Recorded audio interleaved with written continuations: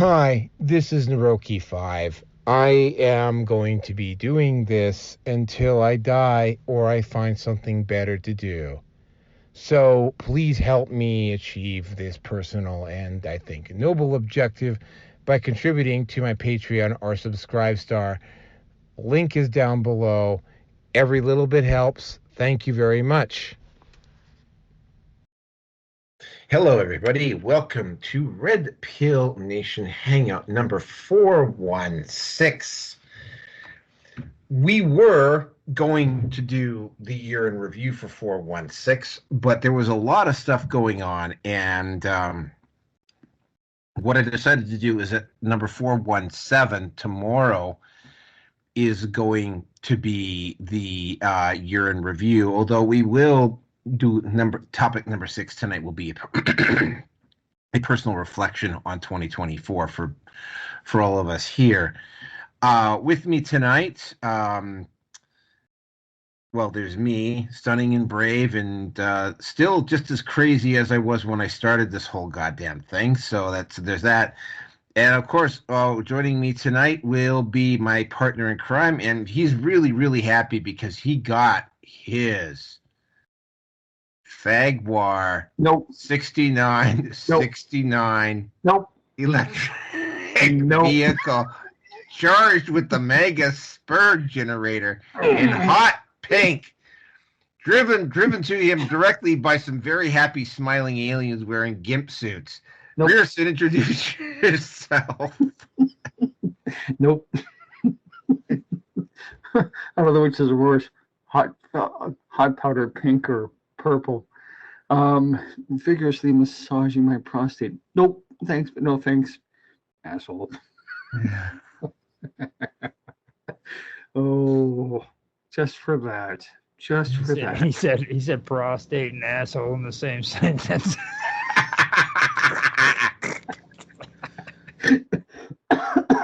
1 minute 51 seconds to lose our monetization on YouTube, which isn't a record, but it's pretty goddamn close. Continue, Bruce, and introduce yourself. As I said, I got 4 more beers to go, so it's going to be a fun one tonight, folks. A fun one. I got nothing. Just fucking move on. Shit. He's exhausted from driving his special electric car around today. Roger, introduce yourself. Hello, I'm Roger Hansen.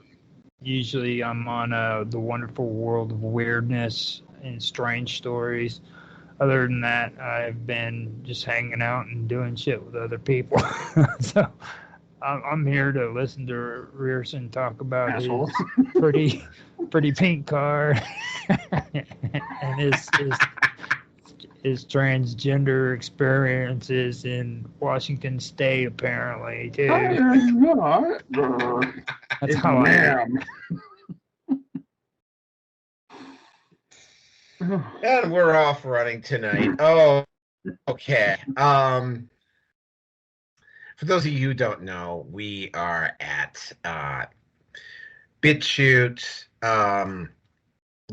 Rumble, MGTOW TV, Odyssey, Brighteon, and YouTube. I'm also at Facebook, Minds Gab, MeWe, and TLB Talks. Site news, and this is something that I forgot to mention to you guys before we started the show. I am contemplating actually paying for a Rumble membership and doing a live stream once a week. It'll probably either be Thursday or Friday on Rumble, and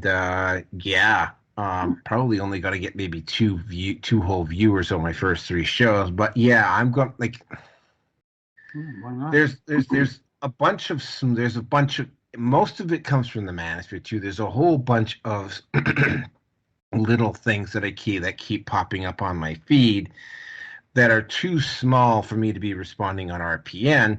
But I think I need to kind of expand a little bit. So to be announced. I am guessing probably either Thursday or Friday.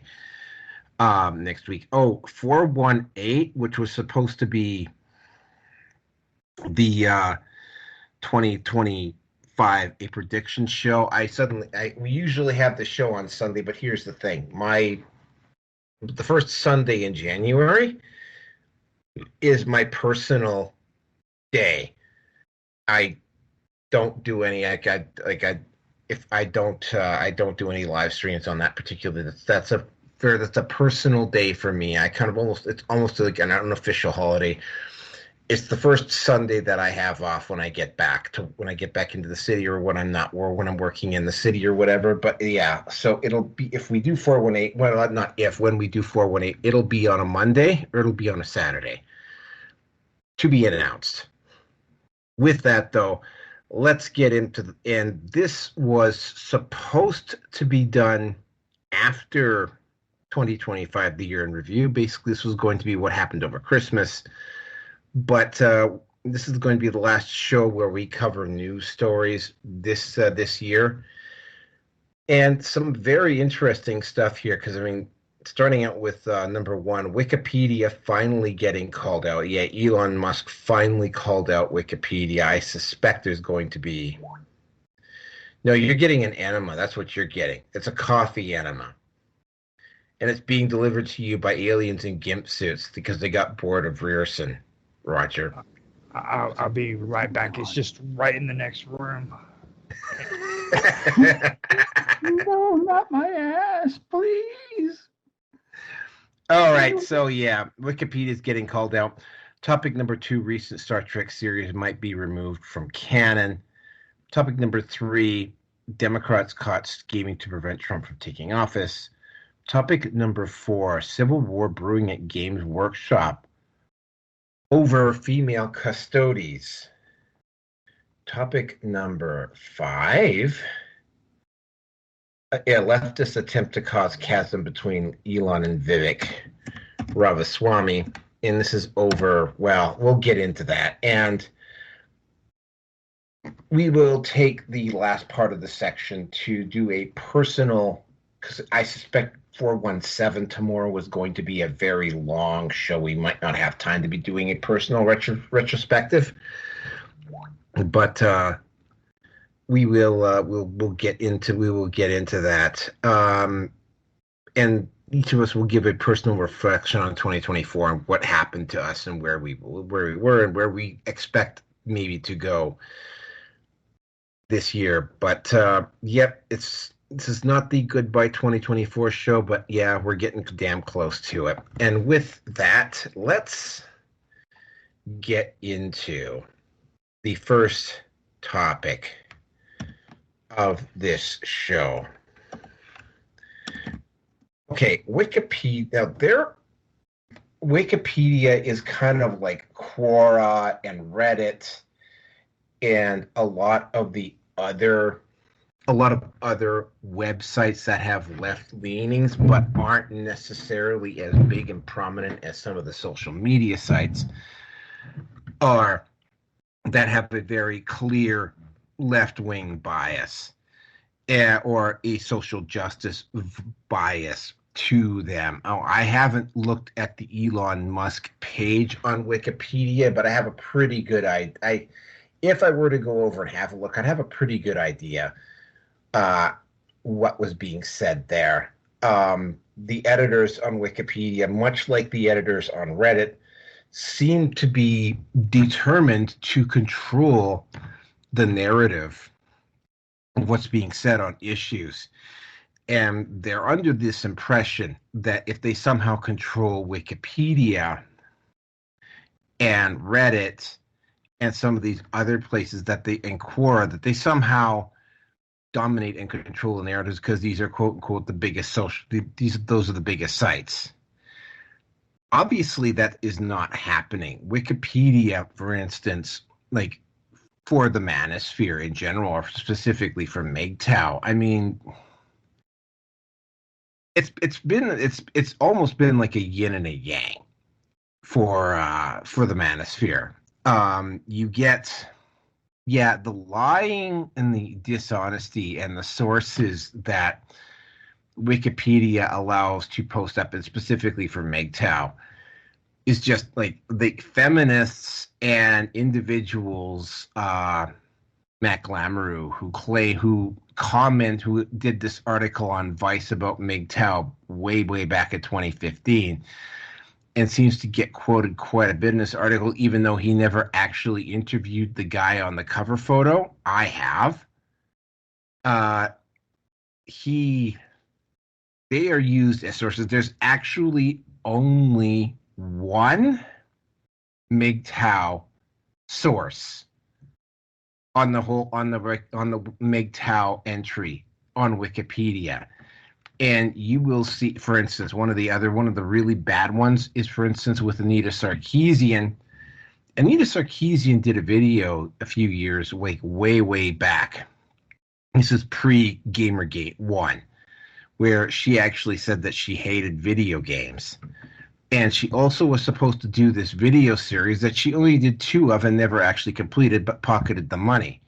That is also not, I believe, well, I mean, last time I checked it wasn't. It might be up now. But every time you try to edit that on Wikipedia, someone comes in and deletes it. So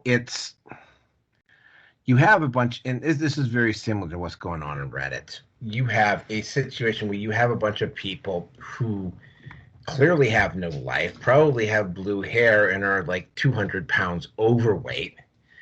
And this is the only place that they can exercise power, so they do. And they allow the lies to be posted, and they don't allow the truth to be held up, because they will delete it almost immediately. And the issue here is that, and for instance, if I was to do it, I mean, I would have to be, first of all, if you wanted me to be a Wikipedia editor, you'd have to pay me to do it. I wouldn't do it for free. And you'd have to be paying me a whole hell of a lot more than what I'm making right now. And, the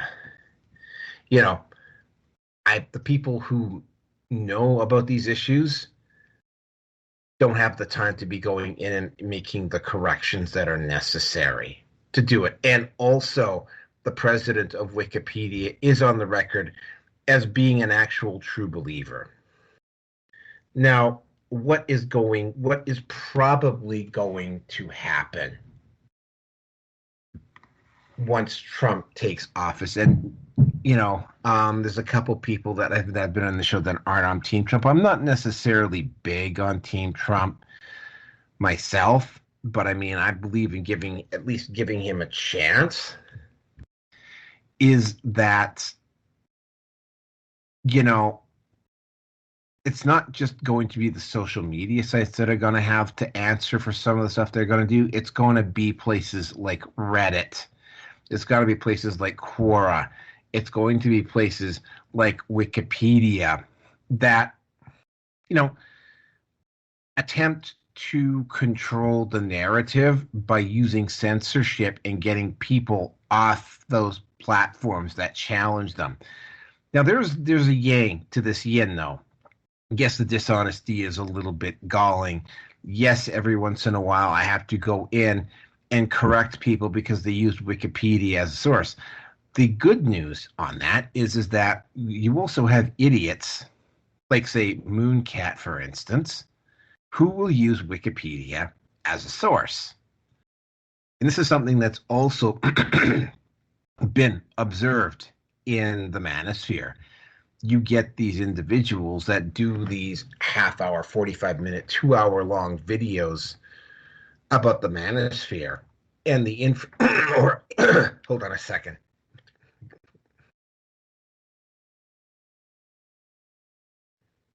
That's better. And they act like they've owned the manosphere when they do these videos, and you watch them, and it's like, well, if this was a war situation, I would be in a foxhole or in a trench waiting for the artillery fire to come down. When the artillery fire does come down, it is completely off target. It is so off target that you're wondering, whether they're actually, or if they're even aware that there's a war going on, or where they get their information from, where they get their intel from. And then I stick my head out of said trench or foxhole, and I'm looking at them, and they're busy jumping up and down and celebrating like they've won something, even though they never even came close to the target. So then, me and the other people from the Manosphere, we get up out of the foxhole, we walk over, and we just massacre. Not physically, metaphorically speaking. Blood for the blood god. We go full cornered berserker rage on these people. We just absolutely massacre them. And they go quiet for a while. And then a whole new group comes along a few months later. And the whole process repeats itself. So, there is... And every time, of course, they do that, their credibility takes a shot. Because, like when they actually have to face the heat, they don't actually have any proper arguments because they didn't do the proper research. I have encountered this time and time again, which, by the way, is why when I was talking at the start of the show about doing a live cast on this part of this, a lot of this is probably going to be me responding to various shorts and memes and posts being said about the Manosphere and about other areas. So it's not going to just be YouTube and Google and Instagram and Meta that are going to be facing heat once Doge kicks in, or even another government agency kicks in here. It's going to be these other big sites that the leftists have owned and dominated and abused for the last few years and have been caught lying time and time and time again. And nobody does anything about it because the people who run these sites are also true believers. And yeah, like, I don't want to, the best way to describe it is that the party is probably going to start to end for these people, and I suspect that they know it. And with that, I'm going to turn it over to Roger. Yeah. The thing that gets me about this is like I know like people don't understand when it comes to information like Wikipedia and what all this stuff really does mean. You know what I mean? Because like for me, I do a show on the Wonderful World of Weirdness, and it's called Esoteric Agenda. And what I do is I try to explain historically about things that took place when it comes to the esoterics, and it goes all the way back to like Egypt and Greece and Babylon and all that. And people are sitting there wondering, well, what does this have to do with anything? And the whole thing was about information, okay? And it just culminated until we had the Dark Ages where information was stifled. It's about compartmentalization. What they want to do is they want to prevent people from actually hearing what their true story is, what any kind of information is. They want to keep it away from you. And I think that's what everybody doesn't understand. It's actually something that took place, and it's been taking place since the beginning of history. There's people who are more educated that want to keep education away from people who are less educated, and they've always been that way because they understand that knowledge is power. And then they take advantage of what they want you to learn. And it's just like me and Karma Love, we were doing Ancient Mysteries together, and I looked up the word mumbo jumbo. Okay, and the thing about that was, it upset me because I've been into archaeology too, And I understood that mumbo jumbo was also something that was used in Mesopotamia and not just in Africa, but they wanted to make this term mumbo jumbo out to be something, and they even have it in the Encyclopedia Britannica and everywhere where it's from Western Africa, and it was supposed to be used by some tribal guy with a mask who's supposed to come out and pretend to be mumbo jumbo in order to settle domestic disputes. And the whole thing that was written there was just complete, I guess it's called woke bullshit. You know what I mean? And this is coming from Encyclopedia Britannica, and they've gone through these books and they've revised them to where they're just saturated with this political agenda. I've gotten to where I don't even like getting on the internet and watching my history stuff, like a lot of them, because what they do is they're supposed to be talking about history, ancient history, and they start getting into a lot of this political stuff. So it just drives me nuts, and that's what's going on with Wikipedia, and that's what's going on with Encyclopedia Britannica. It's causing some issues with history too, where people think that it's okay to go and knock over statues here in the United States, but they have a fit because ISIS is destroying tablets in Nineveh. You know what I mean? You can't have one, or you can't pick and choose. Let's not forget Quora and Reddit as well, by the way. Right. And then they've been doing that stuff. They're compartmentalizing stuff, and they're saying, "Oh, we have a problem with this, but we don't have a problem with that. We're going to put this over here in this shelf and this over here." I've never liked Reddit because of that. I have an issue with the fact that when you go in there and you want to make a post, it has to be according to the topic and specific. You know what I mean? And if it's not specific the way it's been outlined, then you're not allowed to post in it. So you got to run around and look for all these categories and shit. I think that's a load of crap. So those are the things that I've had an issue with, and they've been around for a while. They've been doing that with these websites and Wikipedia. I tried to edit a long time ago because of their bad grammar, and they don't want to have somebody go in there and try to freaking get the grammar straight. Even I think that's the one thing that's really horrible. Like, at least whenever I'm wanting to do a final draft of my stories, I go and I try to work on the grammar. I'm not saying I'm great at it, even close to great at it, as you can tell with the way I talk. But when it comes to writing, I try to get the grammar to where it's halfway decent.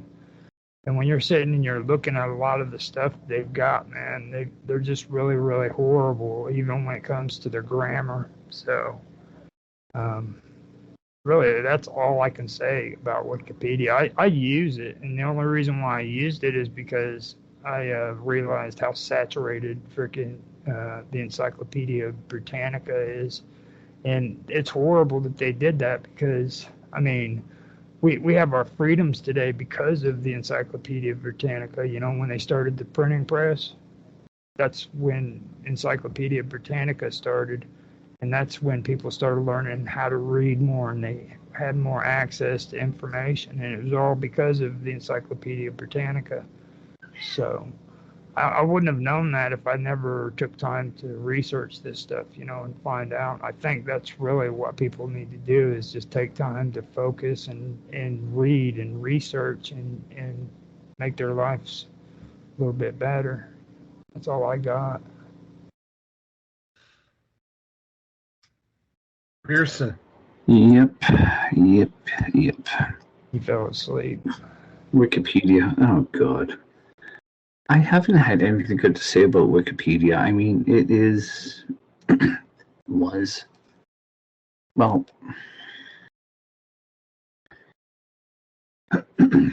Wikipedia is, to me, the epitome of what is subjective. There was an author that ended up having, I don't remember who it was, but he ended up having his critique of whatever novel it was, and it ended up getting rewritten by people that thought they knew better. So that whole premise is, I mean, it really just invalidates Wikipedia.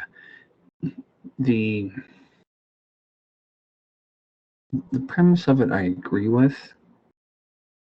And I think I made a donation once, maybe twice, years ago. But ever since I saw that, and I don't remember who it was, but Wikipedia was brought up on a TED Talk lecture, and it got just, it ended up being ripped apart. No, that is if you have a more open mind. And I don't remember who it was that did it. It was a woman. That's all I remember. I think she had red hair. I can't remember. I think she was a journalist. Anyway, it just ended up being this gobbledygook, useless, big sack of shit, really, for lack of a better way to say it. So I will go to Wikipedia when I need to, but I just want to know the basic facts and information. I'm not interested in extrapolated ideas or theories or whatever. So every time the Wikipedia fundraising comes up, it just reminds me of the PBS infomercials or the PBS breaks in the program. Please, just we know we're irritating, but just please give us your money because we don't want to be held to corporate overlords and whatever. And that's the thing about Wikipedia is that ultimately they are beholden to corporate overlords. I just don't remember what the extent of it all is. So yeah, fuck, whatever. Wikipedia is really, to me, just the biggest load of bullshit that's ever come out for a public inputted website. So I got nothing more, man. Back to you. Let me also point something out to you, too. PBS, by the way, the messed up part about it is it stands for Public Broadcasting Service. So that's state ran, and they're still asking you for freaking money. Oh, you talked about the CBC. Yeah, well, yeah. Yeah, and PR as well. I can. Yeah, CBC, NPR, PBS, a lot of those. Like, I mean, I still. Like, I mean, I had to stop watching a lot. Even shows like, say, like, well, I mean, I stopped watching Frontline years ago, but I even had to stop. Like, one of the shows that I used to watch religiously on PBS was Nova. But even there, right, you can see the woke propaganda being sneaked in along the edges on a lot of the Nova episodes, right? And it's just it's difficult because I mean Nova was a show that I would watch religiously. Like, it's one of my all-time personal favorites. But anyway, let's just get into the next one here because this next one is really, really interesting. Angel has interviewed one of the actors on this show before they got really big, but that's neither here nor there. I have seen the whole when Discovery came out. I have seen an entirety of about 20 minutes of Discovery. And I had to turn away because it was like the wokery, at least on that particular. I can't even remember what the show that particular was going on.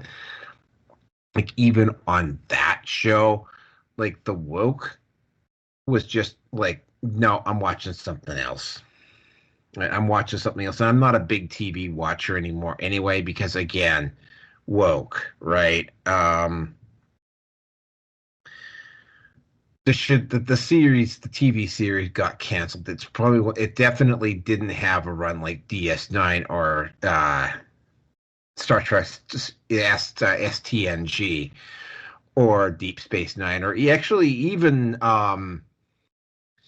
the one with Captain Archer. That one ran 4 seasons. I thought they had some decent episodes then, but then again, they stayed away from woke. Enterprise. On that Enterprise, yeah, they stayed away from woke. It was a little bit dry, but they had some fairly decent episodes on that one. But this one is just like, I try not to get into what other people say about stuff, and I usually just run. I usually go and see it myself. Sometimes, but to my detriment. Sometimes it's like for instance, when I went to see the Barbie movie, it was like, oh wow, okay, I could see where this movie was going to grow such the amount of money that it did. Barbie was based by accident. Just that's why it did so well. The whole thing about this series is that, and again, I know it's not bringing up the cult of woke here, but we're going to probably be talking about it quite a bit tonight. Is that, there was just so much of the quote unquote modern audience stories for the modern audience, and the white male characters being treated very poorly on the show. And a lot of, which is something that, the original Star Trek had a lot of sexuality in it. I will always remember the big bosomed green women from the original show. But STNG and Enterprise in DS9. They had they had some stuff in there. Oh, and Voyager as well. But it wasn't the central focus, right? Like there were stories built around it. But it's hard for me to comment on something without having seen very much of it, which I didn't. Not only because I didn't want to, but because it was like, I'm just not a big TV watcher in the first place. And Enterprise was apparently not that good of a show. And again, this is what happens when you hire a group of piss poor writers, as opposed to, and this is what's happening with Games Workshop, where you, instead of bringing in actual fans that care about the lore, is that, you get a show, you get woke, go broke. And that is exactly what happened with the Star Trek show. This Star Trek show was apparently so bad that they're seriously discussing, because there are two companies, there's a different company that actually owns Star Trek Discovery versus the company that actually owns the original Star Trek, is that the original Star Trek does not want, the Paramount does not want this particular TV series to be added into the timeline. They want it to go off on its own separate woke timeline, where the Klingons are transvestites, and and the Borg are not just trying to form a collective; they're trying to form a Fag War 6969 collective. A collective, is that what you said? Stop it. Just stop it. No. Pull over. The pronoun people, everybody's going to take a brave stand against the pronoun people in Star Trek. It's that type of thing. They want to remove, there's apparently the executives who own the original Star Trek show want to remove Discovery from their timeline. They're going to keep Enterprise, they're going to keep the Next Generation, they're going to keep DS9. They better keep DS9. I gotta admit, man, both DS9 and Voyager, in particular Voyager. Voyager looked like it was going to be a woke piece of crap when it started out, and it ended up being really goddamn edgy and really good. Even though the Bimborg in there is like got to be one of the most stunned, stupid, fucking woke. Jerry Ryan, the Bimborg, 6 of 9, short for 69. 7, but you know who's counting. 7, yeah, okay. I would do. I wouldn't say no to 6. Oh, I wouldn't. But I wouldn't. Who wouldn't? Who wouldn't have said no to Jerry? Boobs. Who wouldn't have said no to Jerry Ryan in her peak? I mean, the wall's caught up to her, but the wall didn't hit her that hard. They're willing to keep all of that. They're even willing to keep Enterprise in there, even though Enterprise. Though keep in mind, Enterprise did have some very good episodes, but they don't want Discovery on that timeline. And I think for some very obvious reasons, some of the stuff that happened and again, I'm going by what I've heard because I haven't watched the show. Some of the stories and the way some of the characters were treated in that series are it would be considered discriminatory for one, but I mean in the truth of the matter is that I mean the way they were being treated probably wouldn't have even been consistent with how the United Federation of Planets would have treated people, right? And you know, when we get into, I think it's 418, when we start talking about what's going to happen next year, I think one of the things that is going to happen next year is you're going to get, well, first of all, it's going to be a dead cat bounce. Like, I don't think next year is going to do as well for entertainment as it did this year. And this year did kind of sort of okay. There were a couple of things that really stood out. But next year's going to be a bit of the back end of the dead cat bounce. But what's going to really stand out, I think, with the dead cat bounce is that you're going to have companies and studios that are realizing that they have to start making money with their products and they have to put out an entertaining product. So they're going to move away from woke, and you're just going to get the companies that are just going to double down and ride the companies that run them right into the ground, which I guess is going to result over the few years afterwards in some type of change in Hollywood. I don't necessarily know whether Hollywood is ever going to really truly recover from this, but it's going to be interesting to watch. And with that, I'm going to turn it over to Roger. First of all, I want to tell you how much of a positive thinker you really are, you know, on a lot of the ideas you have. Like, this is going to go away, you know. Isn't that just like the greatest dream on the face of the planet, that one day you'll wake up and all of this woke shit's going to be gone, you know? But the sad part is it's going to drag us freaking all the way through the 2000s, and it's going to get really, really out of hand. I don't know how much farther it's going to go on, but if it's not dealt with now, we're going to see an entire society of stupid people. On Jaffe's show the other night, I mentioned there's a movie that I used to love, and it was called Mom and Dad Saves the World. And that's what I see our civilization turning into, is a bunch of stupid people that are so dumb they can't even freaking tie their own shoes. You know what I mean? And it's going to be because of this woke stuff.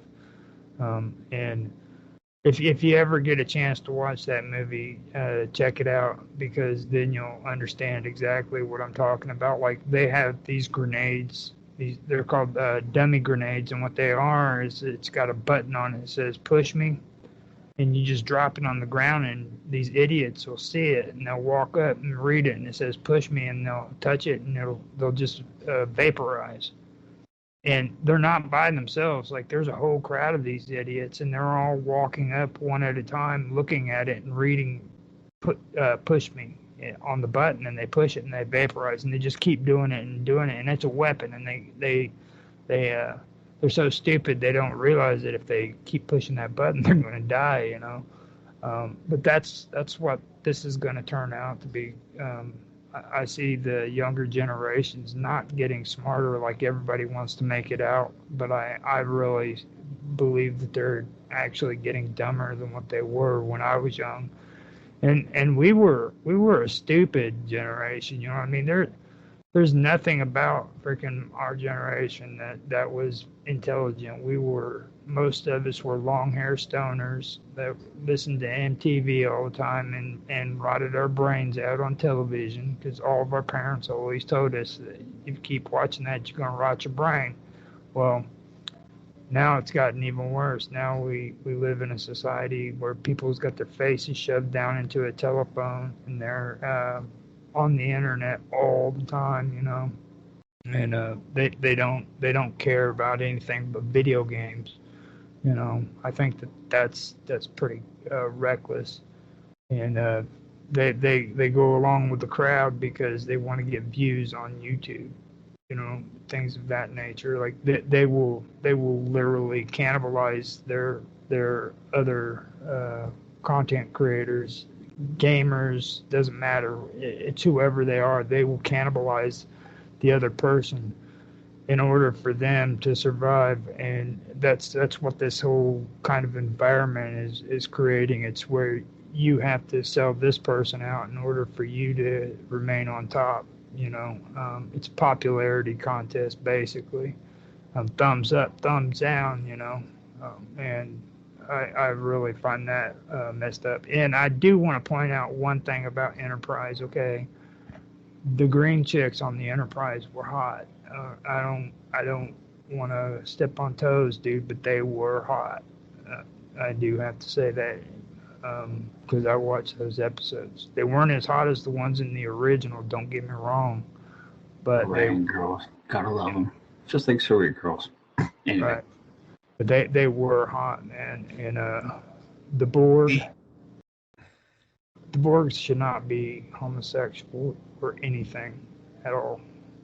They're pronoun people, and 7 of 9. I think it's a contest between 7 of 9 and T'Pol as who was the absolute sexiest crew member of any of the Star Trek episodes. That's just my opinion. T'Pol.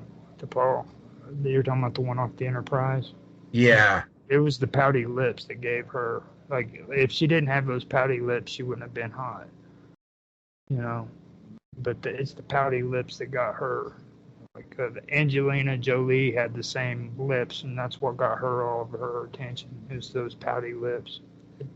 Guys fall for that all the time. That's all I got. Rearson.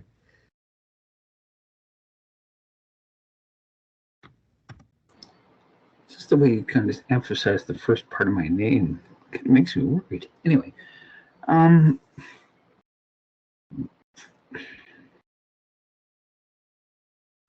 a funny way, it's kind of a full circle, in a sense, that downgrading of quality with Star Trek is what created the YouTube creator of content creator of Doomcock or DVD Overlord. Now, I will fully admit I have not watched any. Well, no, I take that back. There's one Star Trek episode. I was in hospital. Yeah, I was in hospital for a bowel obstruction, whatever the hell it was. And it was the episode of 7 of 9. And Echeb was being targeted for Borg technology. Jerry came in and kind of saved the day, but Echeb didn't survive. and that was it. So that was... Fuck. I'm still working for Telus at that point, so... ADT Telus, so I'm guessing somewhere around 2019, I think it was. It was before the whole 1984 virus. So it was already on a downhill trajectory to begin with, already as it is. And the whole thing with fuck, I don't remember the guy's name. But okay, Kurtzman. Kurtzman has made it so difficult with discovering everything else that he's created that from what I've heard and what I think I remember, honestly, is that CBS is losing money by producing the shit that he's putting out. But if they buy him out, it's going to cost them a whole lot more. So the legal, I read what it said, the legal entanglements. Kurtzman, to me, seems to be, if I get half the story of what it is, I don't know. Kurtzman's a fucking woke warrior. Should be working for Wikipedia, with all of the stupid shit going on. Now, I enjoyed to some degree the original series. I certainly enjoyed, by and large, Next Generation. DS9 took some time for it to grow on me, but what's his name? Avery Brooks?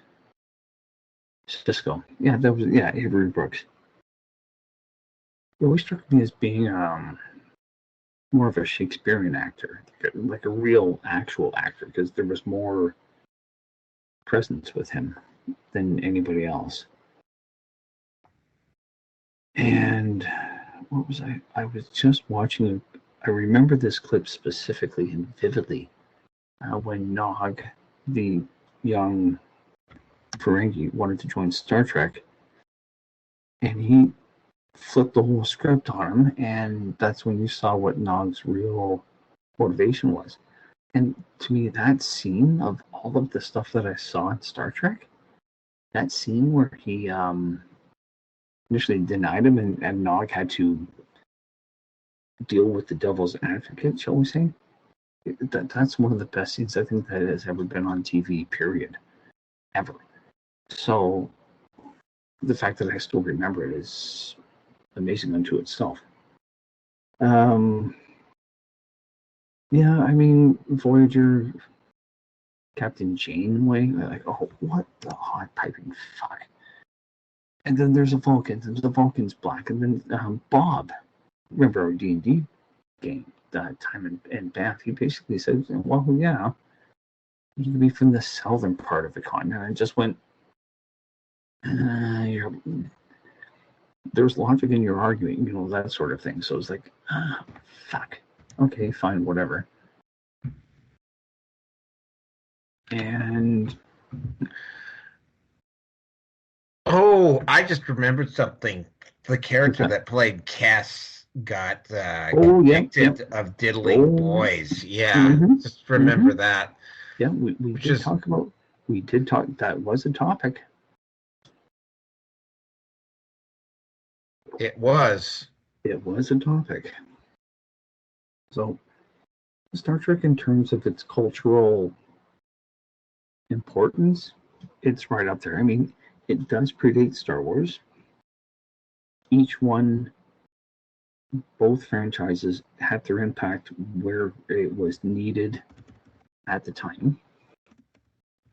And unfortunately, Star Trek movies, it's kind of like Windows, really. I mean, they have a 50-50. They have 50-50 success rate. I was I was quite happy with the remake movie back in, what was it, 2009? I think it was. Yeah, Chris Pine and whoever else. I felt it was a good movie at the time. The shit that's come out since. The second movie was that was a James Gunn movie, was it? I think it was. I think it was, yeah. You know, all about fucking girl power and this and that. And it's just kind of going. If I was to go back and watch it, I'm kind of going, oh fuck, here we go, fucking boss bitch and the whole fucking bit. Okay, fine, whatever. Just get the movie over with. I don't want to see this shit anymore. And that's it. So I don't have. For me, it's a case of meh, whatever. And that's really. I haven't watched Star Trek, any Star Trek, in a long fucking time, TV or movie otherwise. Like I said, the last Star Trek, the last Star Trek movie that I saw was the remake with Chris Pine. So I'm good.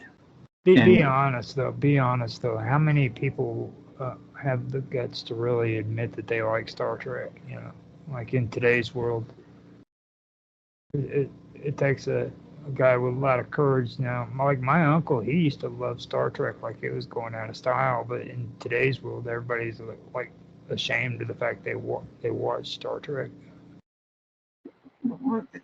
Everything has context. I mean, we talked about this before. You were on the show, Roger. Mm-hmm. And it was the whole thing about Patrick Stewart. But Naoki, myself, and I think it might have been Nihilist, I can't remember. Patrick Stewart as an actor, he's phenomenal. He is a Shakespearean actor in what you would expect, and everything else to go along with it. And I enjoyed him in X-Men, and that's really about it. I liked him in K was in Excalibur too. He rocked it. Oh yes. Yeah, and he was also in I Claudius where he played Sejanus. He actually had hair in that show, by the way. He was in Dune. Sejanus. He played Sejanus in I Claudius. Early. He ended up getting bumped off by Indiana Jones's best buddy. Who was also in that movie? He was the guy who plays the dwarf. He got killed off by the dwarf. Rhys Davies. John Rhys Davies. John Rhys Davies was his second in command. He got killed off by John Rhys Davies. Or I just say he got killed off by a dwarf. But Patrick, as I said, honestly, Patrick Stewart as an actor, he's phenomenal. He is just amazing. As a person. You know what dawned on me, though? What's that? Patrick Stewart was bald in Dune, man. Mm-hmm. That's fucked up. No, not really.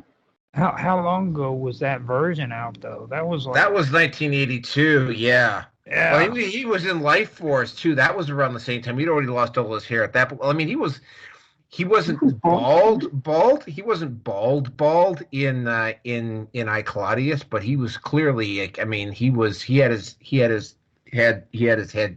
hair shaved, cut right to his scalp. He was balding in Excalibur. Okay. Well, I mean, I'll let you slide on that one. It's kind of reaching. It's like, and who was Morgana in Excalibur? Helen Mirren. Oh, Liam Neeson is in Excalibur too, by the way. Yeah, not Galahad. Was he Galahad? He was Galahad, I think. He's Gawain, actually. Gawain. Okay, sorry, yeah, Gawain. Okay, yeah. I think that was Liam Neeson's one of his first roles, I believe. But anyway, we're certainly going off topic here. So anyway, at the end of the day,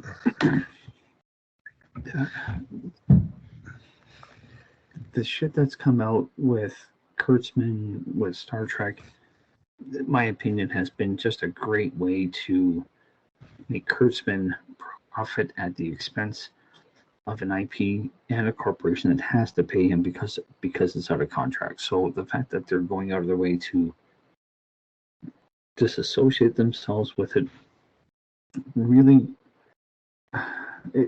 should give an indication as to how far and deep the fuckery that is going on with the franchise. It should be more than enough for anyone with half a working brain, because that certainly isn't most of the Star Trek Rogue series, OG cast members and TNG and whatever else. Oh, and that was the other thing as well too. The woman that played Keiko in DS9, she was in MASH. Yeah, I remember her from MASH. Yeah. Yeah, Rosalind Chow. She's what, 67 now? I'm fucking raise them. Anyway, I got nothing more to say. So, Roger, there you go. There's your porn semi-inference. That really wasn't porn though. I mean, like I was wanting the good stuff, man. The good stuff. Well, I mean, I actually got Jonathan Frakes' autograph at the Edmonton convention. He actually showed up. Nice. Yeah, he had a lot of time. I ended up asking because the only other thing I've seen him in is a Criminal Minds episode, and I was like, I remember I was watching. He played this really sleazy psychologist in Criminal Minds, and he actually ends up getting arrested. And I remember I was watching a movie with somebody, watching the show with somebody else, and somebody looks at me and goes, "Why doesn't he just ask Picard to beat him out?" And I actually said that to him. It was like, "Yeah, I saw your Criminal Minds episode." And we were watching it, and somebody I was sitting there in the room with said, "Why doesn't he just ask Picard to beat him out?" And it's like, it's not your fault. It's not your fault you had such a recurring character. He got a kick out. Oh, he got a big laugh out of that one. I was gonna say, I remember Frank's in, how was it, Civil War? There was a Civil War series with Kirstie Alley and Patrick Swayze.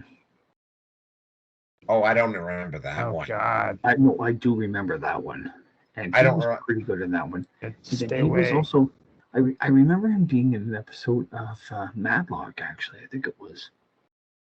Kirstie Alley in a Civil War movie, dude. That's all you had to say, and it's the end of it. Her character went. Was that before she ballooned up to the sides of a beluga whale? I guarantee you she got fat, right? If not after that movie, during that movie, she got fat. I was going to say with Kirstie Alley's character, I'm glad V's not around because she was down for the BBCs. Anyway.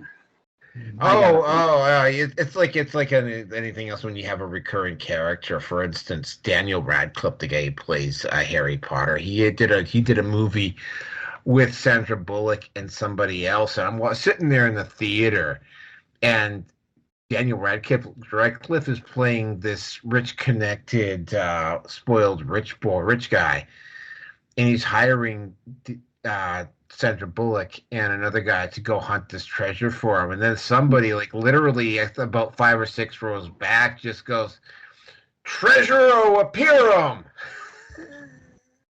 North and South. That's what the series was called.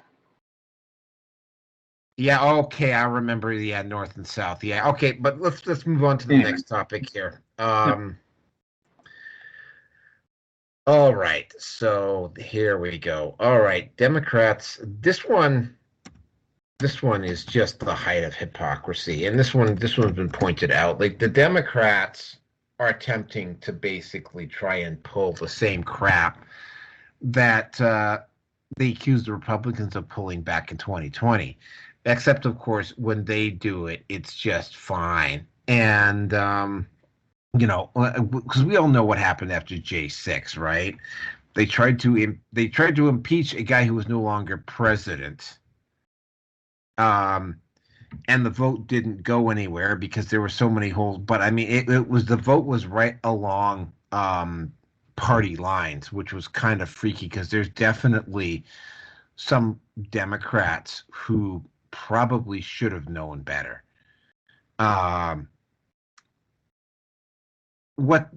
This is the reason why this is coming up is because of the legal premise behind this, and it's not going to work because you would need a majority vote in Congress to make this work, and they don't control Congress, they don't control the Senate.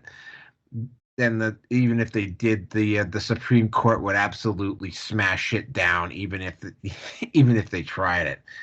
But the premise that they're using is that because Donald Trump took part in an insurrection, even though he didn't take part in an insurrection and he was never convicted or tried for it, he should not be allowed to be a sitting president.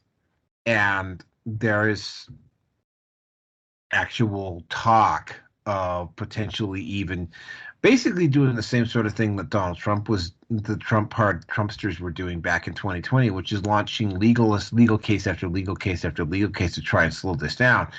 There's a couple people in Congress, so they might actually try and attempt this before January the 20th. I am not 100% sure whether they are going to do it or not, because if they did that and they tried pulling the same tactics that Donald Trump pulled and used the exact same tactic to prevent Trump from going into office, what they accused Trump of doing back in 2020, that would make them massive hypocrites. But, well, we're talking about the Democrats here, like the modern Democrats, I mean. Oh, my, I didn't see that. Guys, Jimmy Carter died today. Yep. I just heard about it a little while ago. 100 years old. Oldest United States president in history. Yeah, Jimmy Carter died today. We might just add that in as topic 6, although I've got very mixed opinions about Jimmy Carter. We'll throw that in. We'll throw that in at the end.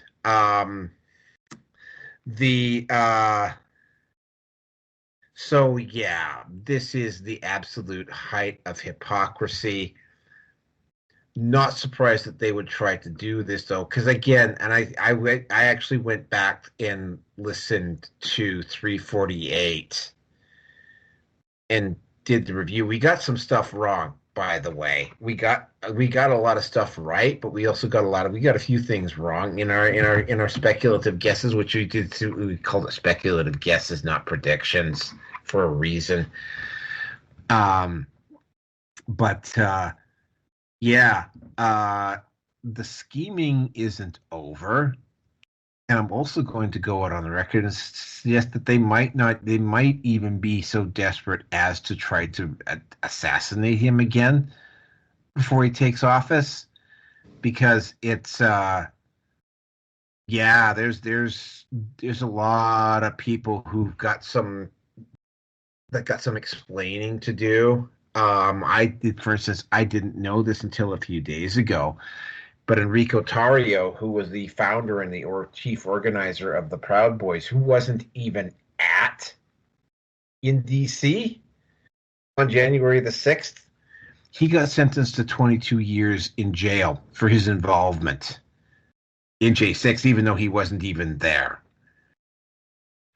Though there's probably about a half dozen or so people in the Justice Department that I think not only do they deserve to be arrested and put on trial, but when they get arrested, I think they deserve to be perp walked out of the Justice Department so that everybody can see their faces.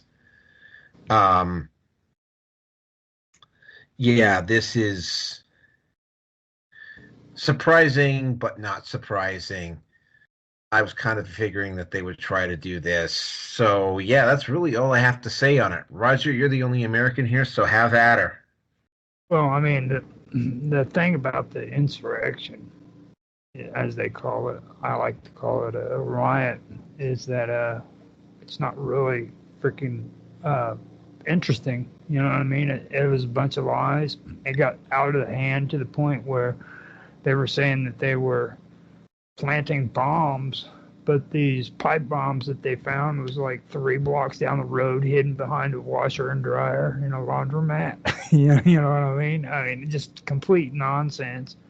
These guys were supposed to be so violent that they left their guns in the trunk of their cars when they came into the freaking into the Capitol building and caused all that horrible stuff that they did. I think they broke a couple of windows, broke a couple of mirrors, stuff like that. And whenever you watch the news, you'll see them take and show like video of them busting a mirror or a picture frame that was supposedly 150 years old with a picture of George Washington on it or some shit, But they want to call it an insurrection. So I think that they need to actually do an investigation on why they decided that it was okay for them to use violent force on the Marine who got shot in the neck, I guess, whenever she was crawling into that space. As a matter of fact, one of the security guards that was actually there at the Capitol building was still standing next to where the senators and the congressmen were all sitting or the congressmen, House representatives, where they were all sitting at. He was still sitting next to him when that one dude, the one you're talking about with the Viking helmet, you brought him up in a previous episode, but he was there too. He was sitting up there making a fool of himself, and the security guard was saying, "Man, come on down from there," and nobody messed with him. He sat there the whole time. But yeah, they want to make it out like these people were in there causing problems, and when in reality they weren't. That's what really gets me about it, all of it. They blew it out. It's like whenever I was a teenager and I went to a music concert, there was times where things got a little rowdy afterwards. You'd walk out and like a whole mob of people would go into a 7-Eleven and just rob the place clean. That's what it seems like to me. You know what I mean? They were freaking hyped up. They left there, went to the Capitol building, and just started going out of control. It was more of a riot than what it was an insurrection, in my opinion. So that's all I have to say about it. I'll pass.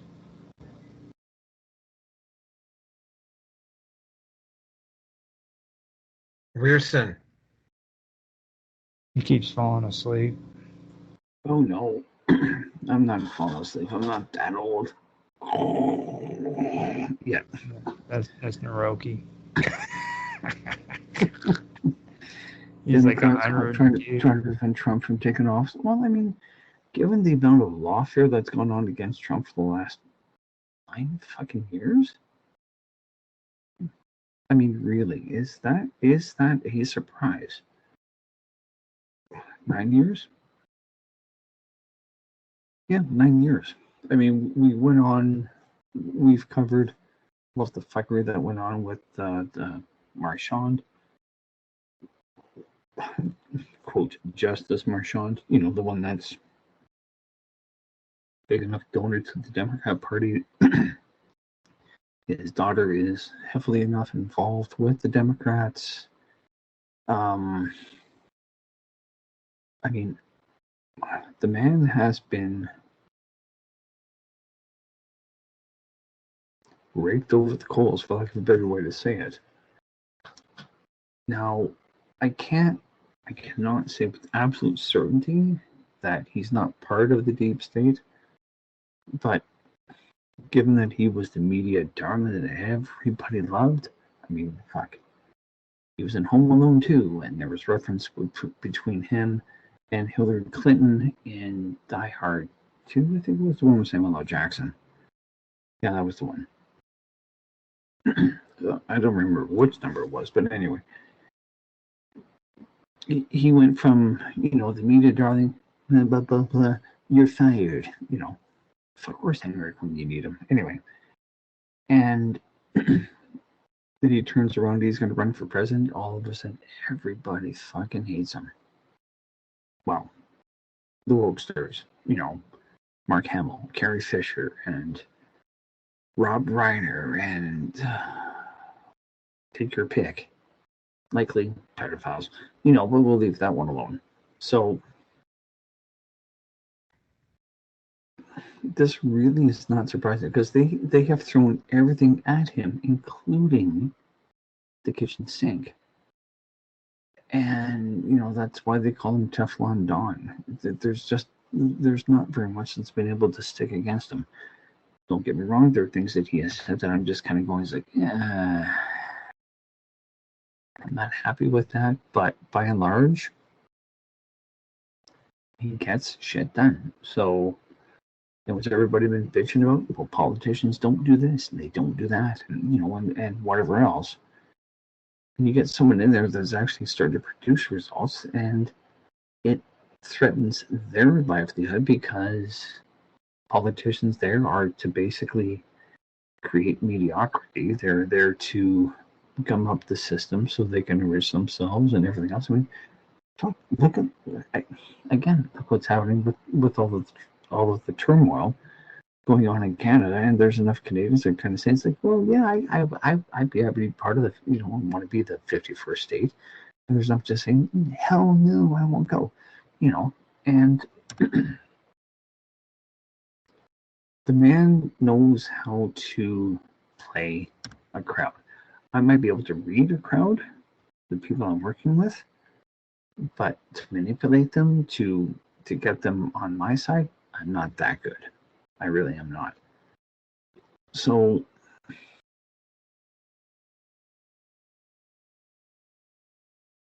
it's my opinion, it's in the best interest for the American people and for the rest of the world for Trump to get back into the presidency again. But are a lot of people going to enjoy that? No, they're not. And how do I see the Trump presidency as being the catalyst that humanity needs to move to the next level. There are a lot of people, a lot of establishments, congressmen, senators, whatever, bureaucrats that are quite happy with the status quo, but that goes against the people that don't want them there. And I guess we have to kind of go back to the premise, the underlying premise of the 1984 actual novel, is that there are more of us than there are of them, meaning, the plebs, the people, whatever, the bureaucrats or, whoever else that's in government. But it's going to take a lot for people to focus their anger in, I would consider to be continental North America, not Mexico, but definitely Canada and the US, before they're going to actually stand up for themselves. And we had that back with the trucker convoy and whatever else. And actually, Trump did mention that too in one of his speeches. So everything's in the state of flux right now. And that's where I kind of go off on a tangent in my head about being a whole new age-ish kind of guy. So I'll leave it at that. I expect a lot more fuckery from the Democrats doing everything they can to throw up shit, throw up mud from Trump getting in, because once he gets in, he knows the people that are not going to work with him or working against him. And someone of the likes of Trudeau especially, fuck yeah, he's gonna go through and he's gonna tear things up, and he's going to do it, in my opinion, with a necessary vengeance and enjoyment. We'll see. We will see. So I got nothing more. I gotta go pee. So gents, back to you. TMI. Okay, we will take this break while we record Pearson peeing. And he also has to get the alien gimp suit off him in order to do that. So he might be gone for a while, which is a good thing because we have plenty of time to discuss our next topic. Yeah, I might just add Jimmy Carter in as topic 6. All right, so the next topic here. Well, this has been a trend, and we're talking about companies. I mean, Disney has backed away from a ton of woke content. Amazon pulled out of some stuff. Netflix has pulled out of some stuff. There's a lot, and you're getting the woke employees at these companies are starting to freak out, right? They've had it very good for most of the last 8 years. I mean, the first term that Trump was in, Trump wasn't really cognizant, and he was still trying to actually work with these people. This time around, he knows that he can't. Because, I mean, if they had just stayed quiet and just left him alone, it probably wouldn't have been quite so bad with him. But they just absolutely had to throw him in jail, right? And that's, the struggles have galvanized him. And I'm saying this in return to what happened with Games Workshop. Now, I've been hearing two versions of what's going on. One is that Games Workshop is going to be coming out with female Adeptus Custodes, which again gets me into another topic with Games Workshop, because Games Workshop is starting to do the same sort of thing that comic book companies, particularly DC and Marvel, were doing, which is they've decided that they want to start shipping in bulk as opposed to having to write up these labels for every single individual small store that sells their stuff, and to ship them, it's expensive, right? So it's cheaper for them to ship in bulk, right? The only problem is that there's not enough, even though Games Workshop is actually kind of starting to surge over the past few months, especially Warhammer 40K. One of the reasons Warhammer 40K has been surging, by the way, is because the fucking, and Roger knows this, the universe of Warhammer 40K isn't woke. If you try, and even for instance the female Custodes, if you try to make 40K woke, the setting just doesn't work. And of course you get these tourists in here who say, yes, it will work. It's like, no, it won't work, right? And they're calling the people who are defending the lore retards and being immature and whatever. But it's like, bottom line is that when it comes to Warhammer 40K, there are good guys, but even the quote unquote good guys in Warhammer 40K are not necessarily the goodest people out there. They're not nice. They're ruthless. They will get the job done, and and if it's necessary, they will kill a lot of people, even on their own side, to get it done. So, I mean, there's not a lot of good in Warhammer 40K. There's definitely not, how on God's green earth are you going to woke Khorne and his followers? I mean, the four chaos deities, right? Like, how are you going to wokeify them? I mean, you might be able to make Slaanesh work a little bit. The only problem is that Slaanesh taken to its natural extreme is about sexuality, like pedophilia and depraved sexual activity and depraved, like, heavy duty drug use and torture. In fact, I dislike Selene. I mean, if I had to pick one of the four, actually, I'd probably pick Tzeentch and then Khorne. If I was forced to follow one of them. But actually, I'd probably just take Khorne. Khorne is the easiest one. It's like kill or be killed, right? Khorne is just about murder. And those are the four chaos deities. And then you've got the Necrons, and you've got the Tyranids. There's just, and the Imperium isn't exactly, the Emperor isn't exactly a highfalutin moral human being either. And even the quote unquote Force, which is known as the Warp, I mean, even that is really corrupted and evil to a great extent.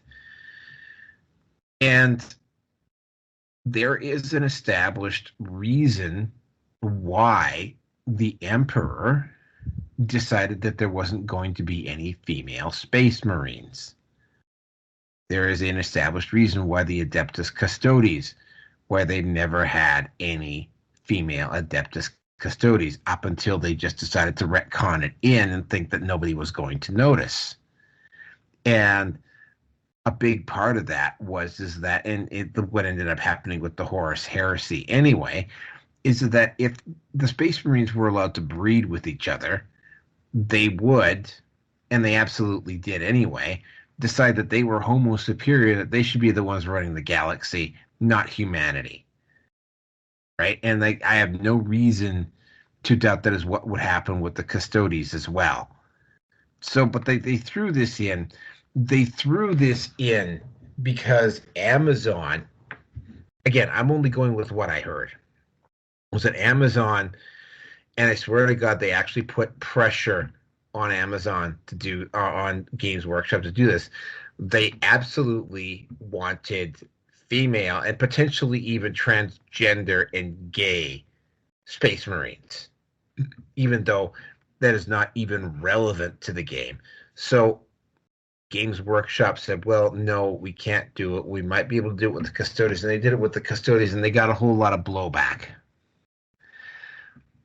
And there's a lot of people in the company who saw what was going on. And with, oh, and by the way, yeah, this is not something we're going to be talking about tonight. We'll definitely be talking about it tomorrow night or on, well, we might even do it Tuesday. It depends on my mood at the end of the day tomorrow. The mood, the thing that makes Warhammer so appealing is that it is grim dark. The bad guys are really goddamn bad. The good guys are really goddamn, they're not particularly nice either. But I mean, the lore, just like before, just like how the lore in Star Wars made a lot of sense before they sold it off to Disney, right? Like the lore in Warhammer 40K was written there for a reason, and it needs to be respected. And I mean, you know, just like you would never have a white guy playing the Black Panther, you know, and here's the thing, you know, and I swear to God, this is what I actually heard on a couple of videos on some of the YouTube content creators about Warhammer. They actually told Amazon, we have female warriors. They're known as the Adeptus Sororitas. And they had the Sisters of Silence and they had the regular Adeptus Sororitas, and they didn't want to go with either of them because one, the Sisters of Silence had no speaking parts. Never mind the fact that, you know, using sign language in a movie is considered a speaking part, and they didn't want the other Adeptus Sororitas because they were too damn religious, which is kind of like the whole point of the entire Imperium, is the worship of the Emperor. And, you know, and that just wasn't going to work. No, they weren't going to have the Adeptus Sororitas in there. And I'm like, are you kidding me? Like, are you kidding me? So what is going on currently with Games Workshop is that there's people at Games Workshop that have figured out that there is that just like a lot of other companies, they have started figuring out there's this thing called get woke, go broke. And if they try to put out a TV series or a movie that is not consistent with the lore of Warhammer, that people are not going to see it. And because of the amount of just the costumes that would be required to shoot a live action Warhammer movie, much less the special effects, that type of thing, right? You know, like it would be an expensive undertaking. Like it would probably be more expensive than the Rings of Power. And they cannot afford to just throw $500 million. And I'm figuring that's exactly the type of budget that Warhammer 40K would get, especially if they decide to do the Horus Heresy properly. That would be the type of money that they would have to throw at Warhammer 40K to make it work properly. The costumes, the special effects, etc., etc., etc. And they can't do that and fuck with the lore. It has become very clear to several people inside the company that they cannot. And I mean, I said this even before I found out that Warhammer was going to be getting its own show. You cannot wokeify Warhammer 40K. If you try to wokeify Warhammer 40K, it will be sneakingly obvious and people will not go and see it. Look at what happened with the last Dungeons and Dragons movie. Like, you're not going to see another attempt at Dungeons and Dragons for another 10 or 15 years now.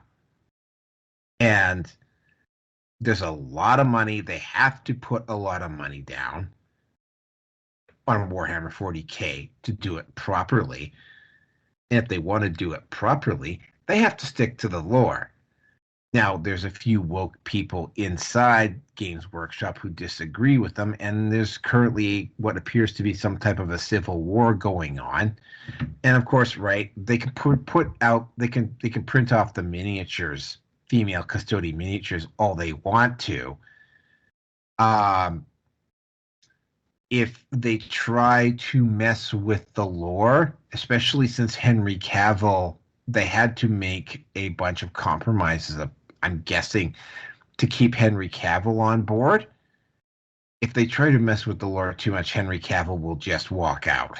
He'll quit. And,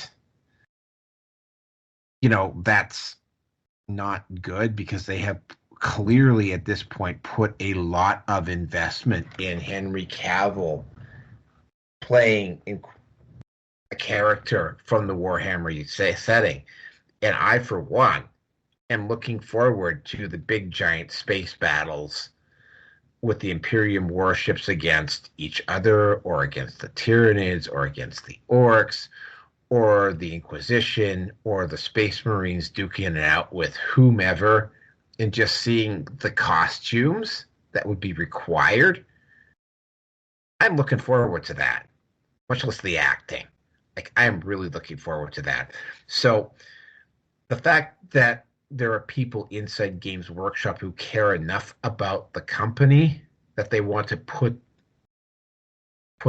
take a stand and side with Henry Cavill against the woke crowd inside of Games Workshop, well, it pleases me to absolutely no end.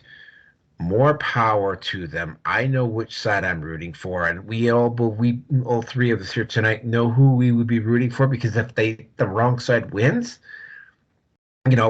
like, Amazon will throw hundreds of millions of dollars down a hole to make a shitty, untrue, wokeified version of Warhammer that won't work. And oh, by the way, it won't just be the Warhammer series, that Warhammer 40K that goes down. You won't be seeing any Warhammer content, like the original Warhammer world. You won't be seeing anything there either.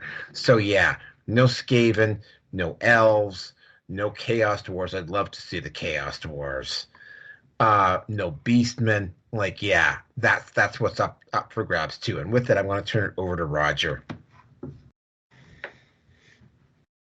Yeah, with Warhammer, I mean, being honest, everything that I'm hearing so far, they're probably the only ones that are left that didn't go woke, because it drives me nuts when it comes to all the other RPG games, how they've gone. I've already discussed like how D&D is, and Forgotten Realms, they're starting to want to pacify the orcs and shit, you know what I mean? And I'm like, dude, no. I mean, the whole character behind an orc is that you're supposed to hate them. They're supposed to be the epitome, the opposite of humans, and it's our job is to hate orcs because they represent everything that humans are against. And I think that's something that these people are forgetting. I mean, if you're not into that kind of background or that kind of history when it comes to these role-playing games, then maybe you shouldn't be playing them. Go out and get you a nice Rainbow Bright collector set, sit down, watch Rainbow Bright, have fun, make some cupcakes and stuff, and and share them with your little sister or your daughter or somebody, and just talk about the pretty fuzzy things, and don't worry about all that stuff, because that's something you shouldn't be doing. You shouldn't be immersing yourself into a role-playing game if you don't want to play by that game's rules. Don't change it. Make it all weirded out. The whole thing with the homosexual stuff, it just I've been noticing that also in the video games too. That I actually noticed it. I'd say right around the time Skyrim first came out. They have a gay character that's on the island. I forgot the name of the island they have there, but you go there and it has ashes everywhere, and there's a guy who is out on the beach, and he's next to a boat looking for his boyfriend, and that's when I first picked up on it there. Then I noticed like it's all through video games as well, so they're really doing their best to push the homosexual thing onto people when it comes to games, period. And I would really like to say that it's woke, but there's a lot more going on there too. I mean, they're even crossing the lines when it comes to the whole wokeism thing. They're doing crazy things to their fans when it comes to these games. They're turning on them.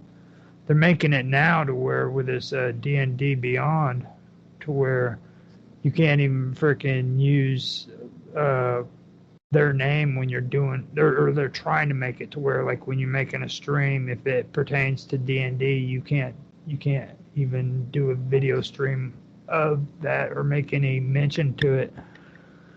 I know a lot of people are getting pissed off with D&D Beyond because now they want you to verify your account in order to have an account on there, and for a lot of people in the D&D community, they don't like that, and you're going to start seeing that everywhere. The one thing about that movie, though, when it comes to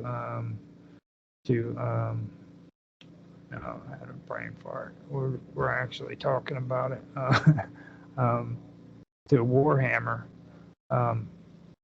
I don't think it's going to come out good, because how are you going to create a good movie about it? Because, like, the creatures, first of all, are just outlandish. There's no way Hollywood will be able to create a world that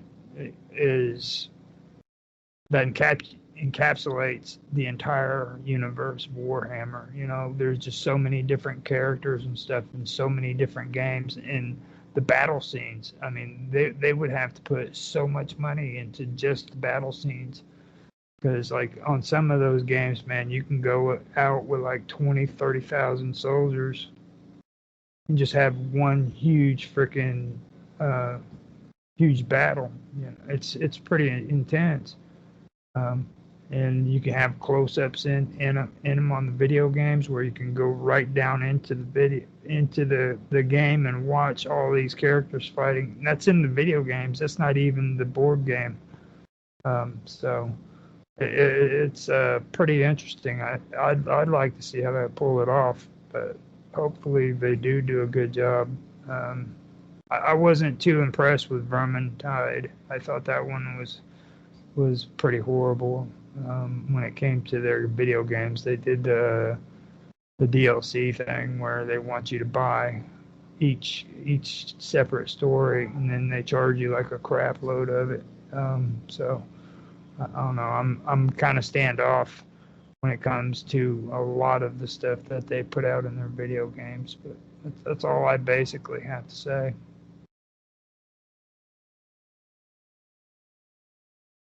Yep. Yeah. Okay.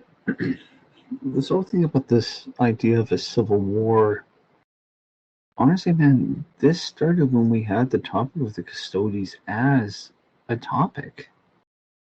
And I pointed out, looking into it, is that there was some senior accountant, CFO, whatever that. Yeah, she was a CFO. And she basically immediately made it known she was going to be stepping down. And I think it's about this time that she's going to be done with Games Workshop entirely.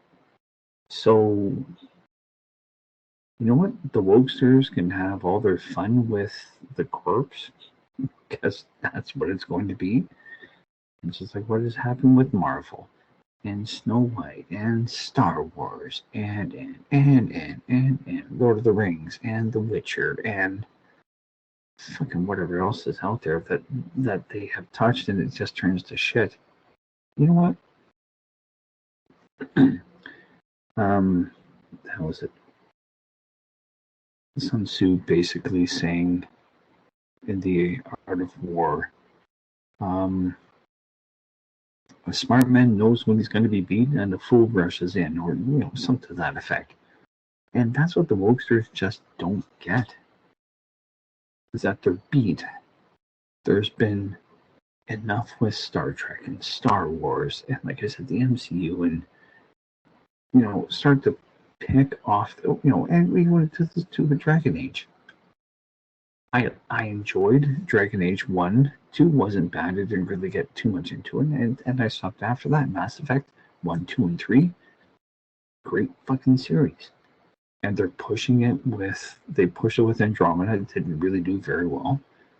And, whatever else that's out there for IPs that they're just trying to bleed dry for a profit, they're not going to get it. So I've heard of the Games Workshop model, and up here in Canada, it kind of sounds like it's no different than the Sleeman, not Seaman, Sleeman beer company, brewery that got bought out by Sapporo. But they ship out, but you as a retailer, a liquor retailer, you have to buy about $3,000 to $5,000 worth of booze, of their beer, and hopefully you're going to be able to sell it before it starts to go bad. And it works for the company, not so much for the people that are going to be selling it. And Sleeping in that regard does not deal with provincial regulators or provincial distribution points, because the province is, if they're smart, and they are, they will basically take control as much as possible so they can get their initial profits on what's coming in, and they're going to sell it to the liquor stores, beer stores, whatever, and then they, everybody gets hit with the fucking taxes, so they're double tipping. And I don't really see this being any different than what Games Workshop is all for their business model. Does it work? Yeah. Is it the greatest? No. But that's not my concern, because I never got into it. Oh, and V, by the way, if you're listening to this, love you, man, but the 40K RPG, I tried it with Dave, the one that you used to work with at the Boo, and it doesn't do a goddamn fucking thing for me. Like, and as Naruki had said, the good guys are not that good, but compared to the extreme end of the bad guys, yeah, they are good. So take your varying degrees of suffering, shall we say, and make the most of it. And Warhammer is, how can I put this? Everything about Warhammer is over the top. The ships, the battles, the tanks, the guns, the Marines, and every faction that's out there. It is impractical. I mean, really, I think that's what a lot of Warcraft. That's what makes it so goddamn cool, though. Oh, fair enough. I mean, that works for you, man. It doesn't work for me. And that's fine. I'm not saying it's a bad thing. It's just not, it's not for me. And I'm happy to leave the the franchise as it is for what it is. Will I watch it? No. Will I watch the woke shit? Oh, fuck no. So, for people such as myself, I mean, at best, or at worst, well, at best, well, actually, yeah, it's pretty much the same anyway. If I'm apathetic, it's a good thing. If I'm apathetic, well, it's going to be a bad thing. Then again, I don't pay for Amazon Prime. And I hope, and I genuinely mean this, I hope Cavill quits because he's had enough of the shit, because I've seen some of his collections and it is nice. I mean, between his dog and probably the Witcher series and Warhammer. Oh, he plays the Adeptus Custodes. Yeah, that's his main army. Well, fair enough. And this was the problem with The Witcher, and it's going to be the problem with Warhammer, is that he knows the content. And the people that he is working for don't. And those dumb fucks haven't clued in that if you're going to hire someone such as Cavill, who is an admitted fan of, and you start to have creative differences, guess who's going to lose? And it's not Cavill, because it might be more difficult for him to get another acting job, but I mean, I'm sure the guy has more than enough to fucking retire on. He doesn't have to do this if he doesn't like it. And those dumb fucks don't get that shit. They just don't. So let them reside in their ivory towers. Let them think they know better, because the oldsters just have no fucking clue. And we'll leave it at that. We'll see. Well, they're going to roll the dice, and they're going to have to pay for it.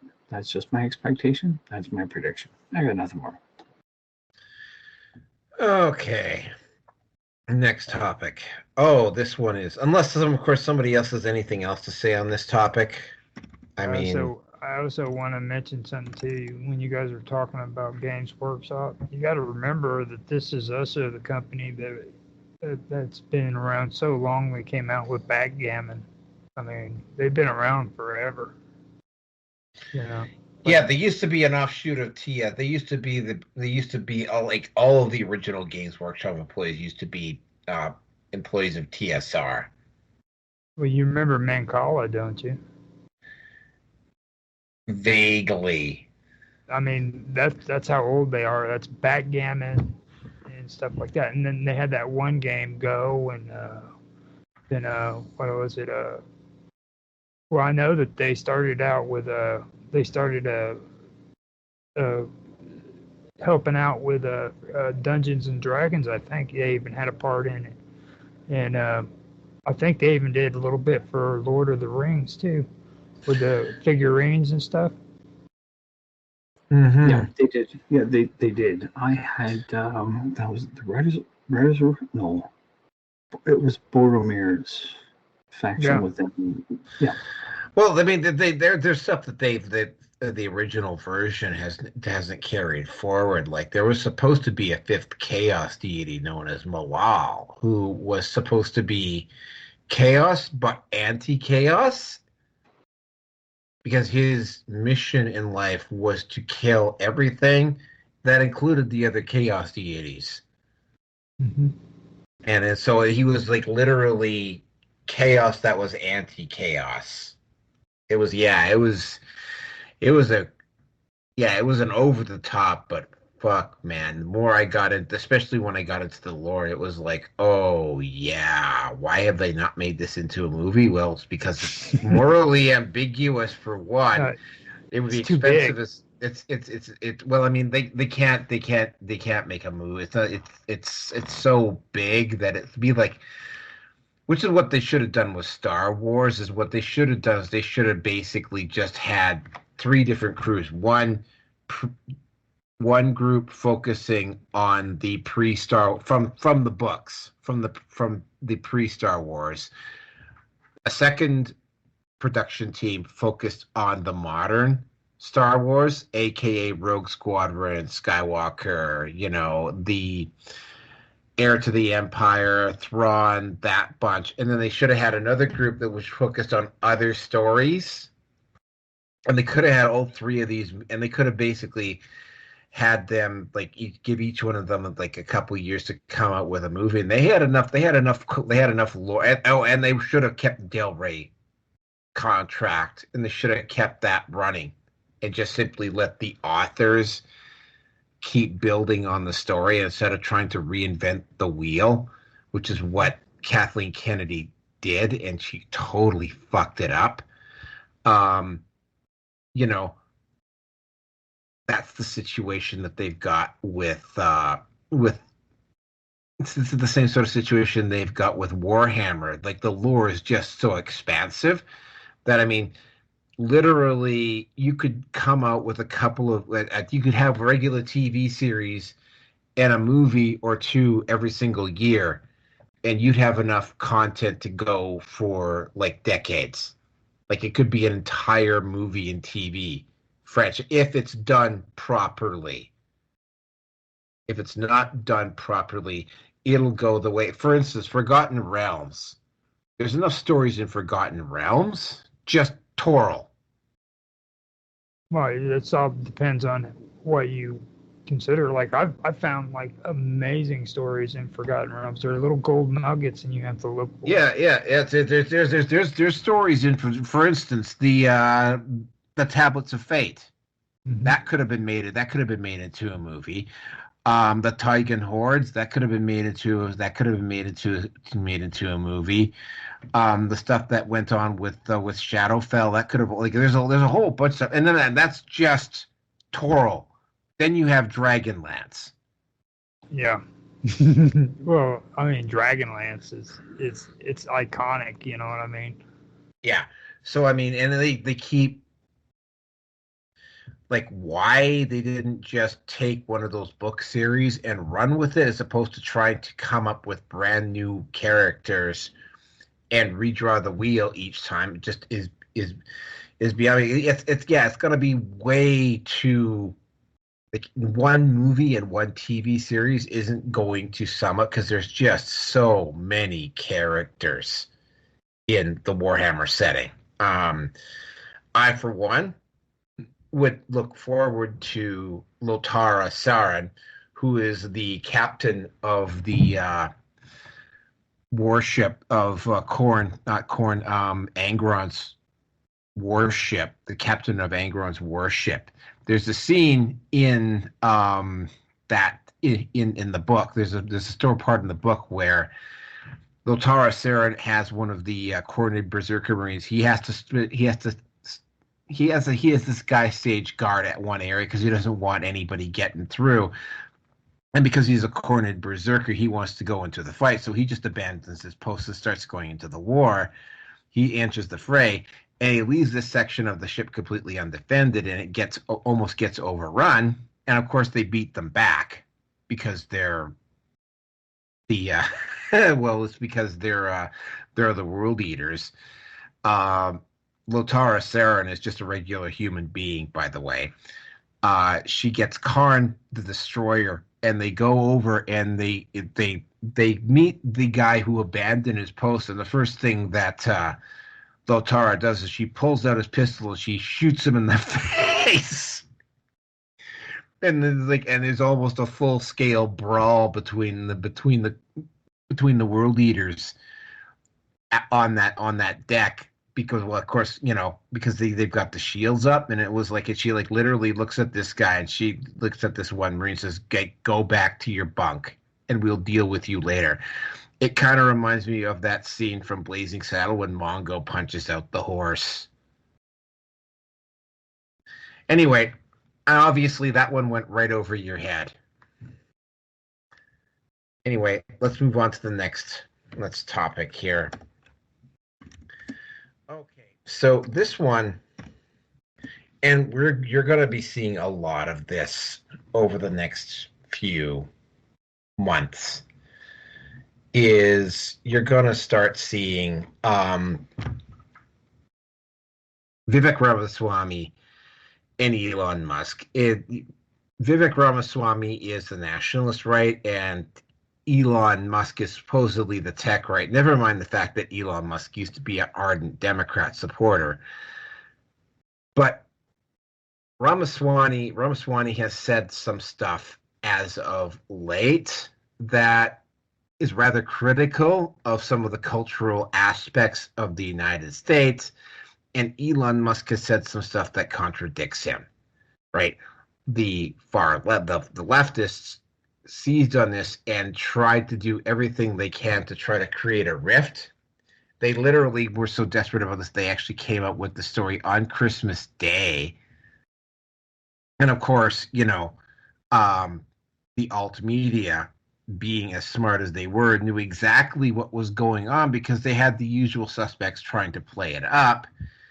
And, and it was like, stop treating us like we're stupid. Like, we know what you're trying to do. Yes, they're not going to completely agree. And I mean, again, right, Vivek Ramaswamy, what he was saying was actually true.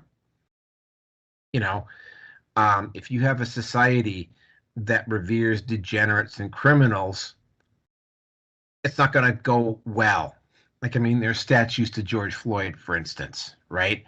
The left right now is deifying an angry, psychotic incel at the moment, presently. And they're doing it unironically. And the Vivek Ramaswamy said, like, sort of like, yeah, that's not what's happening over in India. And Elon Musk has obviously doesn't completely agree with them. And of course, it's been pointed out that Elon Musk and a lot of other people in Silicon Valley have hired or exported and outsourced a lot of their work to India for cheap labor. And the left jumped on this, and they're trying to create this rift, and it's being called out, obviously. But just like how we were talking about how they were trying to prevent Trump to get in office via the 14th Amendment, you're going to, this is something, again, right, that when we get to 418, we're going to be discussing in depth. There's going to be a lot of this type of propaganda coming out next year. So it's to be totally expected. And, I'm not fooled by it anymore because I've seen so much leftist crap now that it's sort of like I see it for what it is immediately. But I mean, it's something that you have to be trained to look out for. It's not something that you just like naturally pick up. And with that, I'm going to turn it over to Roger. Well, I mean, for me, I know that when it comes to Donald Trump, it's going to be a battle all the way through. Like, just because he became president doesn't mean that any of it's over. I think that the worst mistake Donald Trump could make is the same shit he did before. He was talking about lock him up, lock her up.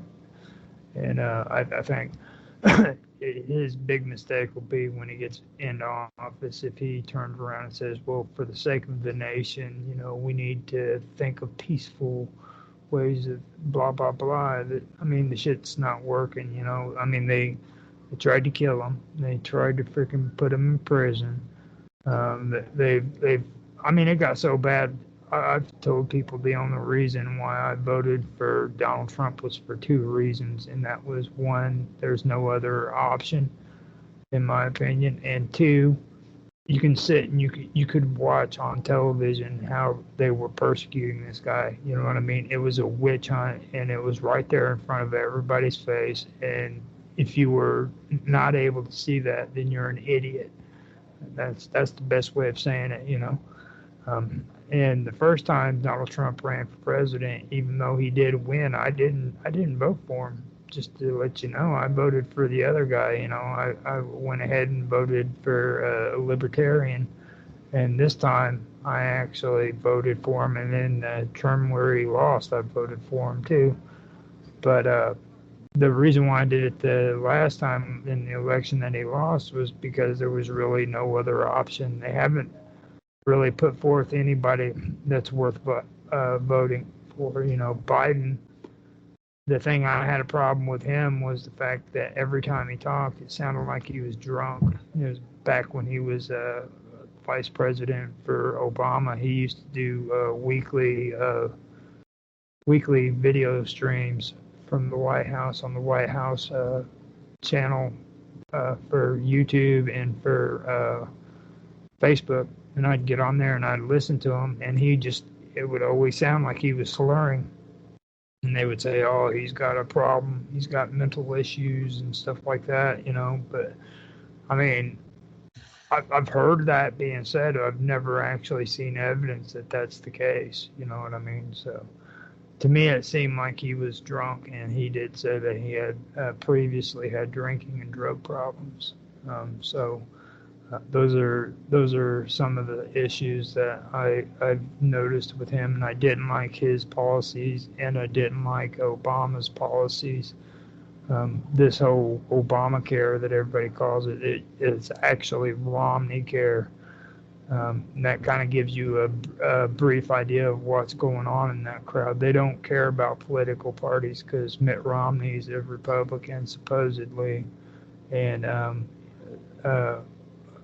Biden was the one that collaborated with them to come up with Romney Care. So when they finally got Obama into office, they switched it around and changed the names from Romney Care to Obamacare. So that's how the creation of all that came about. And I personally don't agree with universal health care. If they want to come up with something like that, they can come up with something where it's totally free for anybody and they don't have to sign papers when they go into the hospital. They're just covered, walk into the hospital and bam, they're covered. You know, they don't have to sign papers. I think if they want to go free health care, it should be done that way. You know, the hospitals should be compensated for all the work from the state directly. It shouldn't be a part of the person coming in needing to get health care. If they need help and they need to be taken care of, they can walk in there and get taken care of. They don't have to sign papers. They don't have to put their name on this dotted line or any of that crap. If they don't want to do that, then I'm not for it because, like, if you haven't noticed, I'm a big stickler when it comes to socialism, and that's what I see this universal health care as being is nothing more than a socialist program, basically, where they want to put your name on a freaking on a list or on a document so that they can get government funding, you know.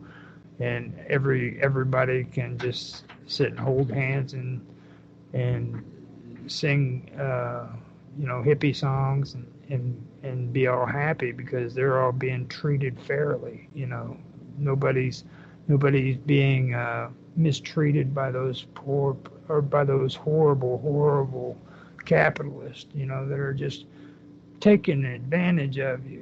You know, it's not your fault that you dropped out of high school.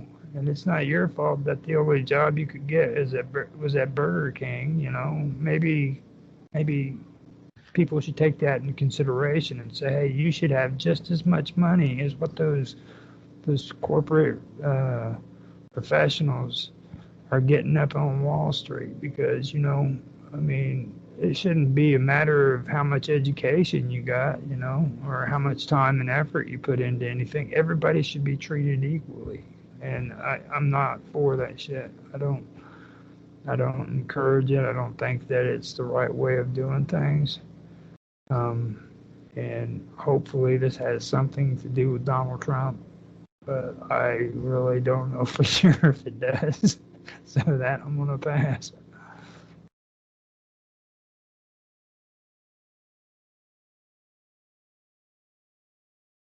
He fell asleep again.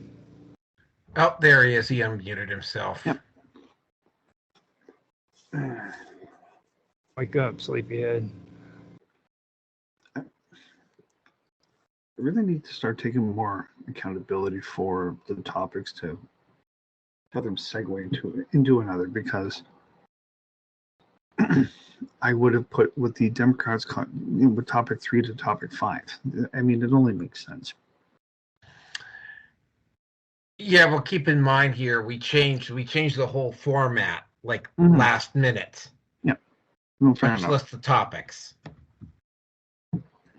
Well, I mean, at the end of the day, I mean, this is really just another attempt of lawfare trying or attempting to sow the seeds of dissent and praying for the hope for the best and expecting the worst.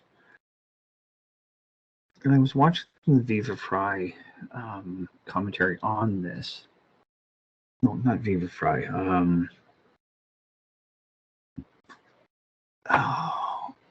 Clinton Jaws. That's who it was. And what Vivek had to say is that, simply put, children of immigrants, in essence, were shielded from the stupidity of television, and they're much better off in the certain stem cells. They're much better off in the STEM industries. And I can see it. I can actually fully see as to how that would have worked. The problem is, excuse me, the problem is that the media companies have adapted. So now, instead of it being television, it's now fucking TikTok. And TikTok is doing it, and we talked about this before, again, on a previous topic. And I've heard from my cousin who's got a Chinese wife, and from what he has told me, TikTok in China is a lot more about math and science and technology, whatever, engineering. And the TikTok we have, it's all these stupid fucking women that are bitching and moaning and complaining about the boyfriend or the guy that fucking hollowed her out, and she's just never going to settle again for that kind of a guy because it was the best experience possible. You know, it's that kind of stupid fucking shit. So, you know, don't get me wrong. I mean, and for me, the jury's still out on Elon. I don't think it's him because it doesn't look like him. I'm sorry. If we disagree between the three of us, then we disagree. That's fine. But the Elon from 8 years ago is not the Elon that's in front of the camera now. That's just my opinion. I could be wrong. I don't know. But at the end of the day, entrepreneurs will exploit whatever possible loopholes are available for them, and they will. Trump has done it. Elon's doing it. I'm pretty sure Peter Thiel, he's done his exploitation of workers or legislation, whatever you want to call it, as has Mark Cuban, to Kevin O'Leary, to whoever else that's out there. And I don't know. I mean, this really could also be a nothing burger as well, too. I will go back to the public dispute, shall we say, between Trump and Jeff Sessions. And I mean, there's nothing but what would seem to be nothing but contempt and hatred and anger from Trump, calling Sessions incompetent, he can't do his fucking job, and this, that, the other thing. And he had plenty of time to remove him from his position, but he didn't. And then when his tenure was up, Trump gave him a glowing review, shall we say. He was grateful of the service he did for his country.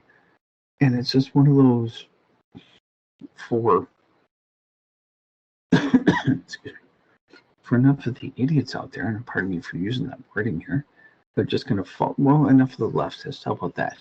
That are going to follow. That are going to. He hated Sessions, and da, da, da. Yeah, but when Sessions left, he had nothing bad to say about him. Well, that doesn't count. You know, it's going to be one of those cognitive dissonant moments. So, you know, take this one however you will, but I think to me that this is nothing but it's construed, it's contrived. To me, this one feels like it's propped up artificial red flag. I can't explain it. Fake. It's fake.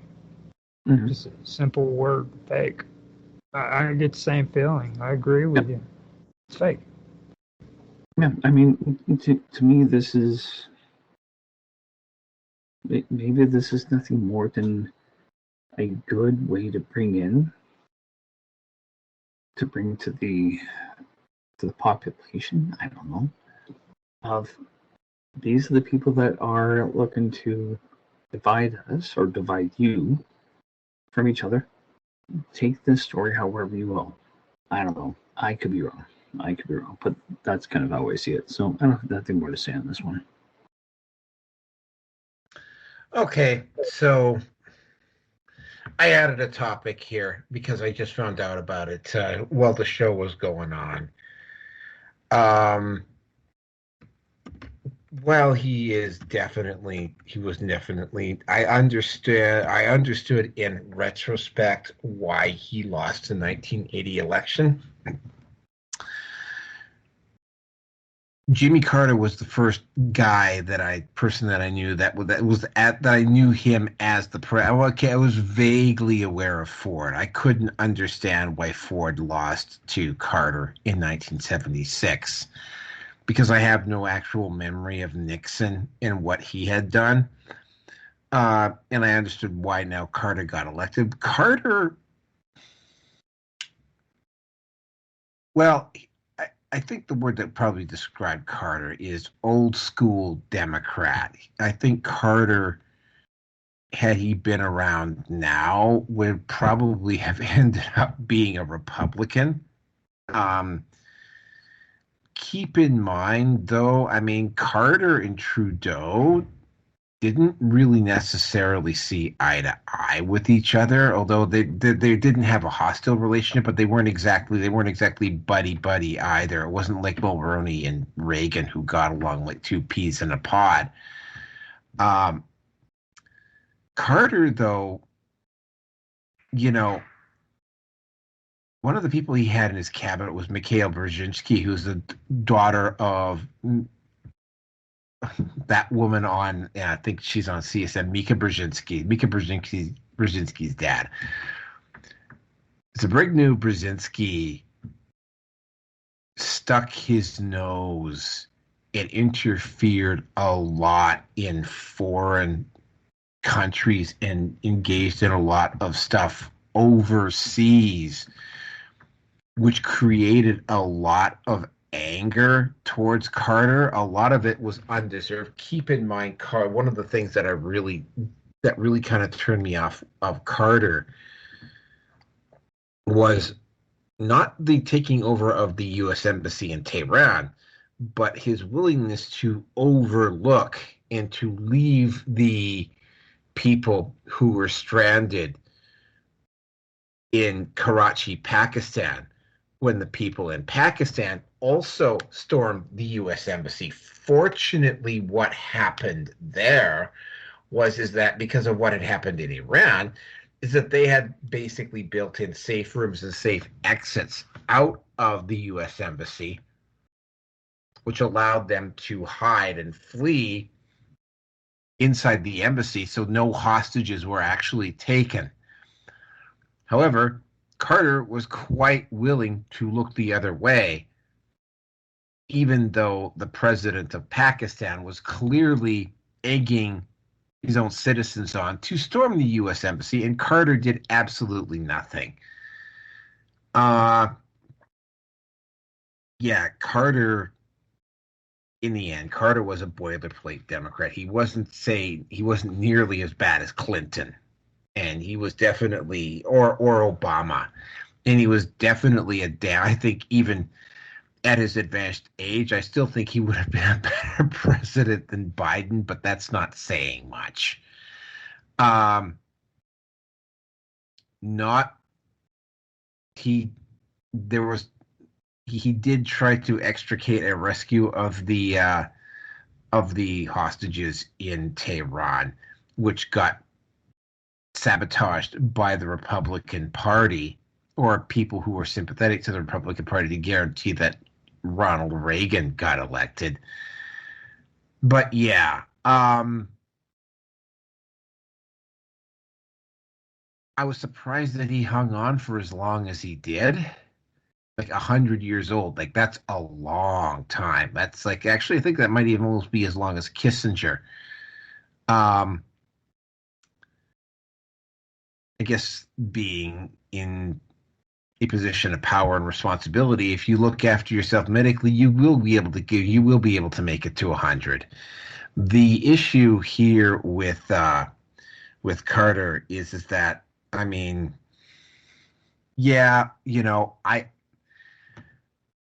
I think, and this is the same feeling that I get about Bush Sr. as well. I think both of those particular presidents got smeared with stuff that was beyond their control to do anything about. And like, nobody was going to stop Reagan in 1980. And, I mean, let's face facts. George W. Bush Sr. took the victory he lost the 92 election, even though he had actually liberated Kuwait and had a big, huge war victory in his bonnet. And he still lost to Bill Clinton because of the economy. Yeah, Carter and I'm going to sound really strange, just like Nixon, I'm willing to cut Carter a little bit of slack. He wasn't perfect, and he was a career politician, but I don't think, unlike a lot of other politicians that I think that are probably going to die, I don't think Carter's going to be one of those politicians that people are going to look at and go, yeah, you're going straight to hell, asshole. And yeah, I get the impression that sometimes he actually did try to do the right thing. He didn't do it very often, but at least he tried to do the right thing once in a while, which is very rare for a politician to do. So yeah, I can respect him, and I do think he was a damn sight better than the other three Democrat presidents that we had along the way. So Jimmy Carter, flawed human being, career politician, corrupt, but not overly so. Rest in peace. And that's all I got to say about him. Roger, you're up. Yeah, believe it or not, whenever I was a little kid, I actually liked Carter, to be honest.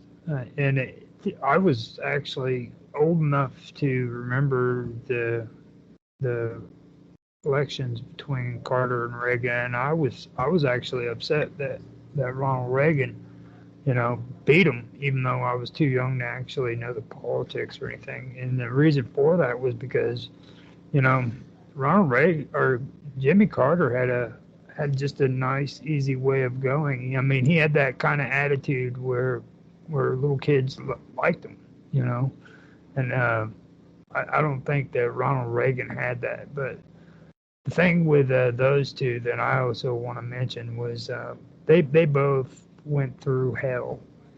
We talk about freaking inflation and shit like that today, but what happened in 1980, man, is something that was building up, and both of those men had to sit and watch energy shortages take place right before their eyes, and they could not stop it. And back in those days, it got so bad that the gas prices just skyrocketed. They were lining up for blocks to get to the gas station and freaking be able to fill up their tanks or get as much gas as they could from their tanks, because it would literally gas stations would run out of gas. We had that problem before here recently, but it was only once. And that was, I remember back when I was living in Evansville, the gas prices went up really, really bad, and they literally had to shut their gas prices down. That was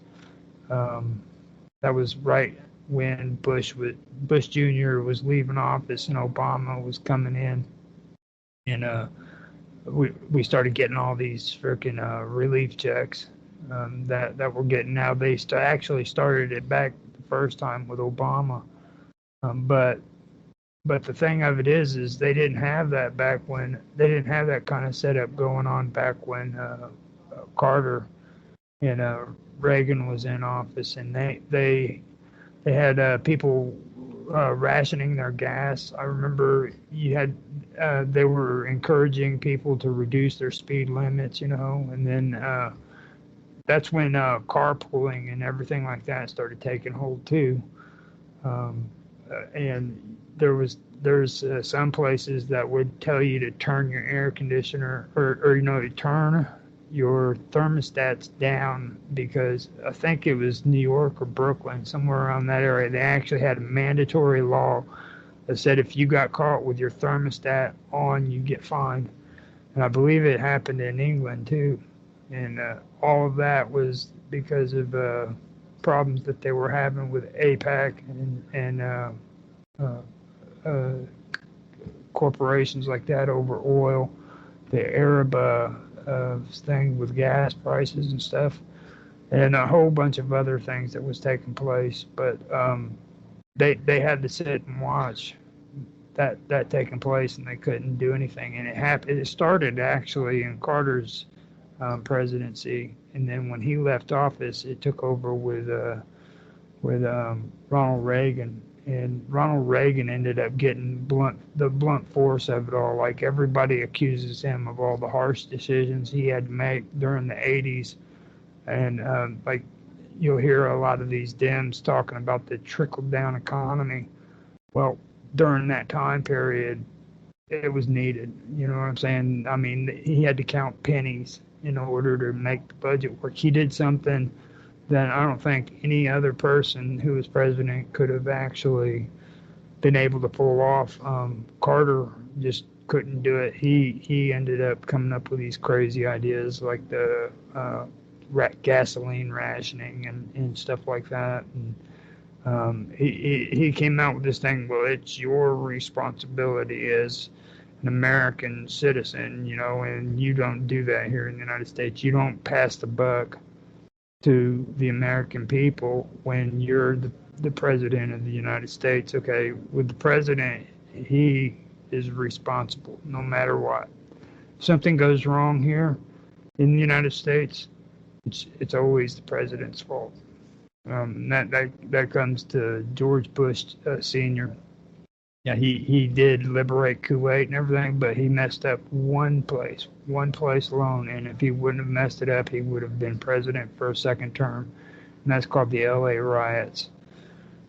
He did a horrible job when it came to the LA riots. As a matter of fact, the violence and everything that was involved in that went on both directions. It's like there was police officers that were out in the streets shooting people, man. It got that bad, and he just could not bring that into order. And that's what ended his presidency.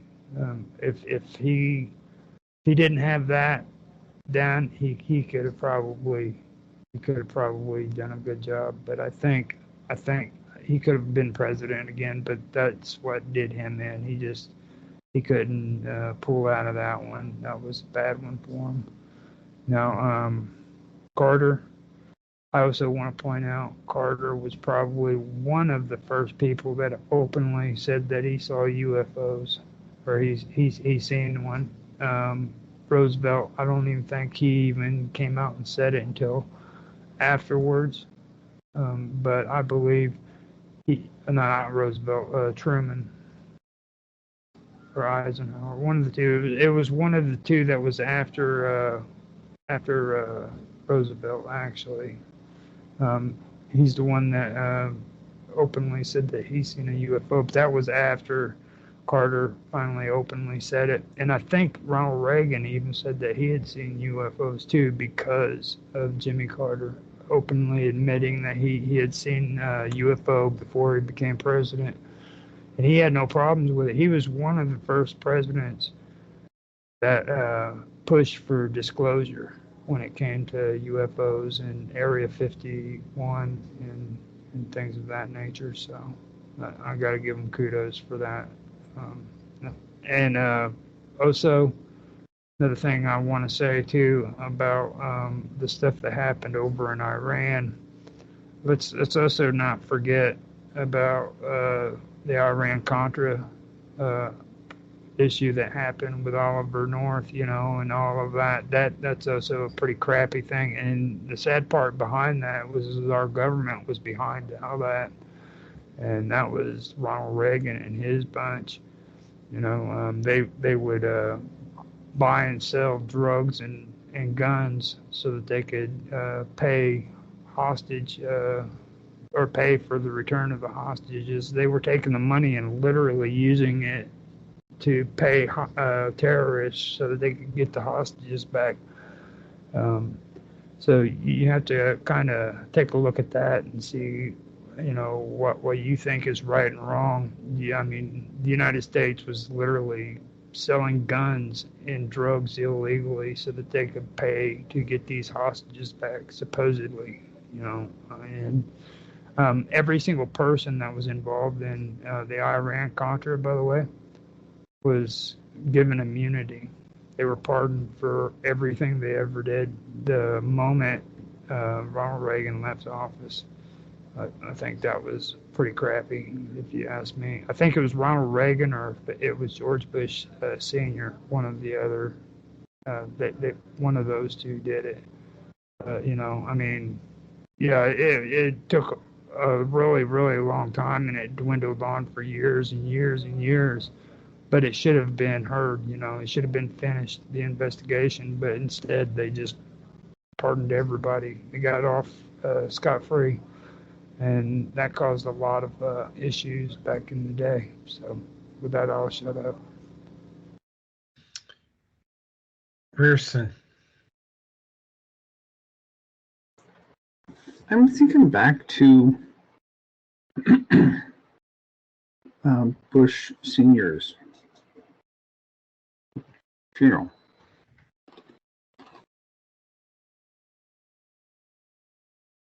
And there are a lot of people that were in the first, second, even the third rows. That when they opened up their schedule, for lack of a better way to say, maybe itinerary might be the better word.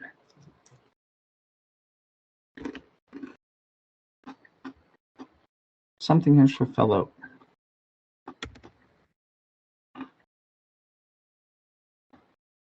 And Carter was in the, I believe he was sitting beside Hillary. He was in the first row. And Dick Cheney was in the second row, for example.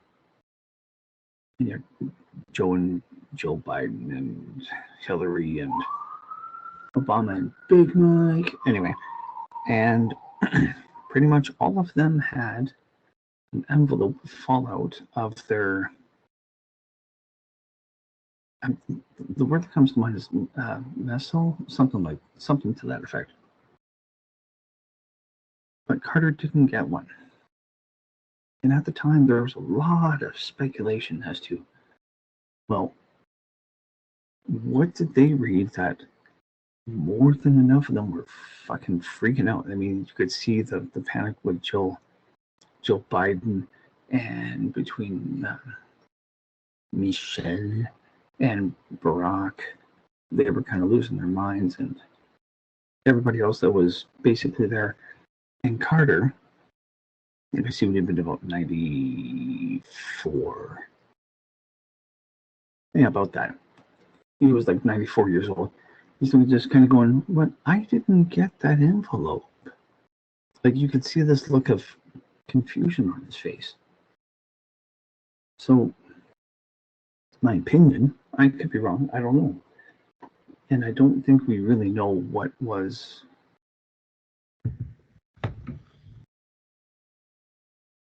it's not public knowledge as to what was written in those envelopes.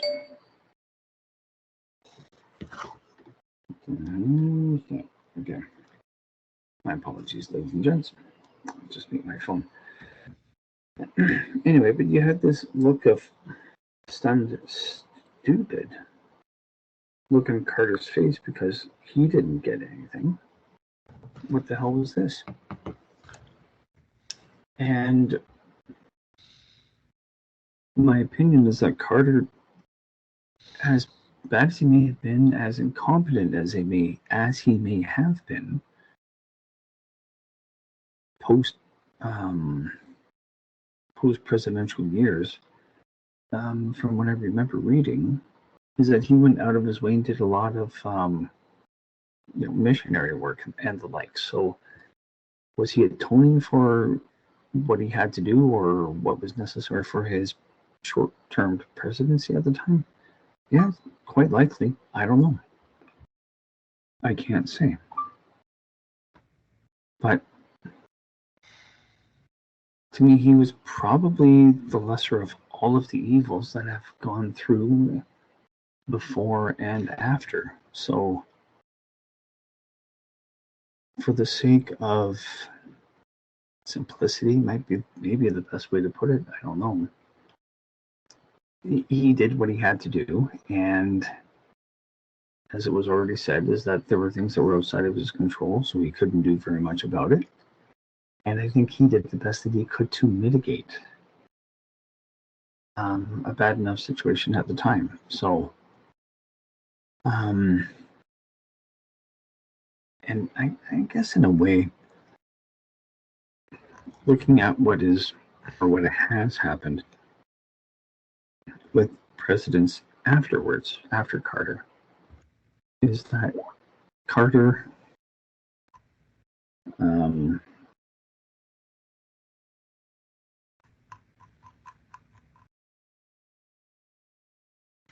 never mind, I just lost my train of thought here. Fuck. Oh, so it wasn't so much that Carter could have done a better job. He was probably, it's quite possible that everything was planned ahead of time, that Carter would not get a second term if the whole pre-planning of politics is to be expected. And, well, if we do this at this point, then this is going to have a hit on the global or U.S. economy. And if we do this, well, this is what's probably going to happen in, say 1.5 to 2 years, whatever. So, I mean, it's quite possible that Carter was there just as a placeholder until they decided on bringing in Reagan, and Reagan had to go in with Bush, and Bush would be, because Bush was head of the CIA at the time, so take that however you will. So I don't think that there was much to Carter's presidency other than being basically, like I said, just a placeholder. So, I could be wrong. Anyway, that's all I got. I actually agree with you on that too, because like when you take a look at Carter, okay, there's nothing significant about him. As a matter of fact, there is no record really of him being very influential before he became president. He just came out of nowhere and bam.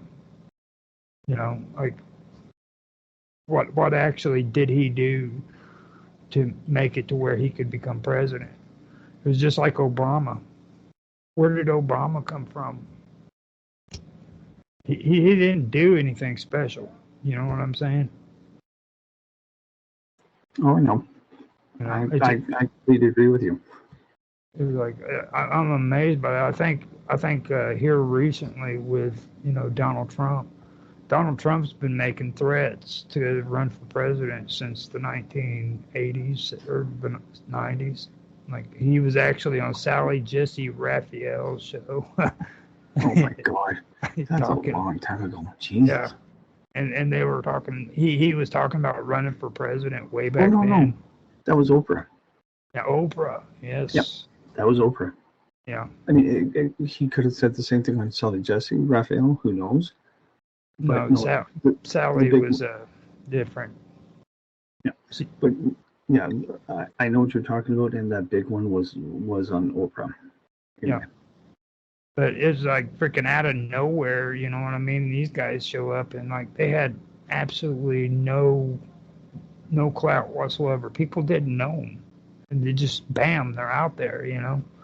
So I agree with you on that. I think that there's a damn good chance that he could have just been a stand-in because presidents are selected; they're not elected. You know, Oh yeah. they're put in positions to where they can eventually become president years ahead of time. So if they want you to be in the in the Illinois Senate or state House of Representatives, you go there and then you serve 4 or 5 years, and then you go to the next position, and then eventually, as time goes by, you'll get enough of reputation to where you can run for president, and they'll support you.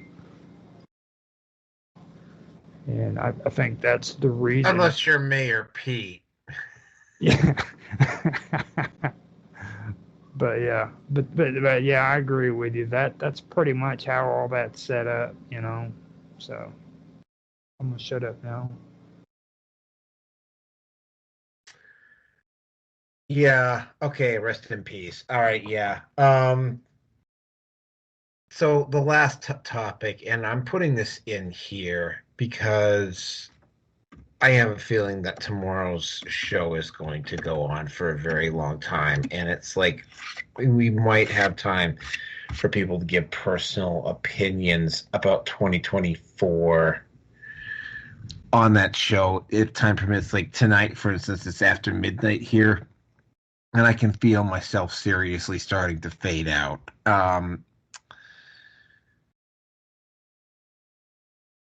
There was a lot of, well, I mean, you can't really discuss 2024 without looking at the presidential election. The first thing that stands out about the presidential election is that, that the leftists, other than 2004, which is the first election after 9/11, the left won the popular vote in every single election since 1988. Whether they cheated or not is not really up for discussion in this particular episode. The one thing I will say about it is that not only did, and you kind of expected that Bush Jr. was going to win in 2004, the popular vote. But I mean, effectively for the last 20 years, the left, the political left, the leftists have won the popular vote in every single election. Like they have gotten used and very spoiled in having their way all the time.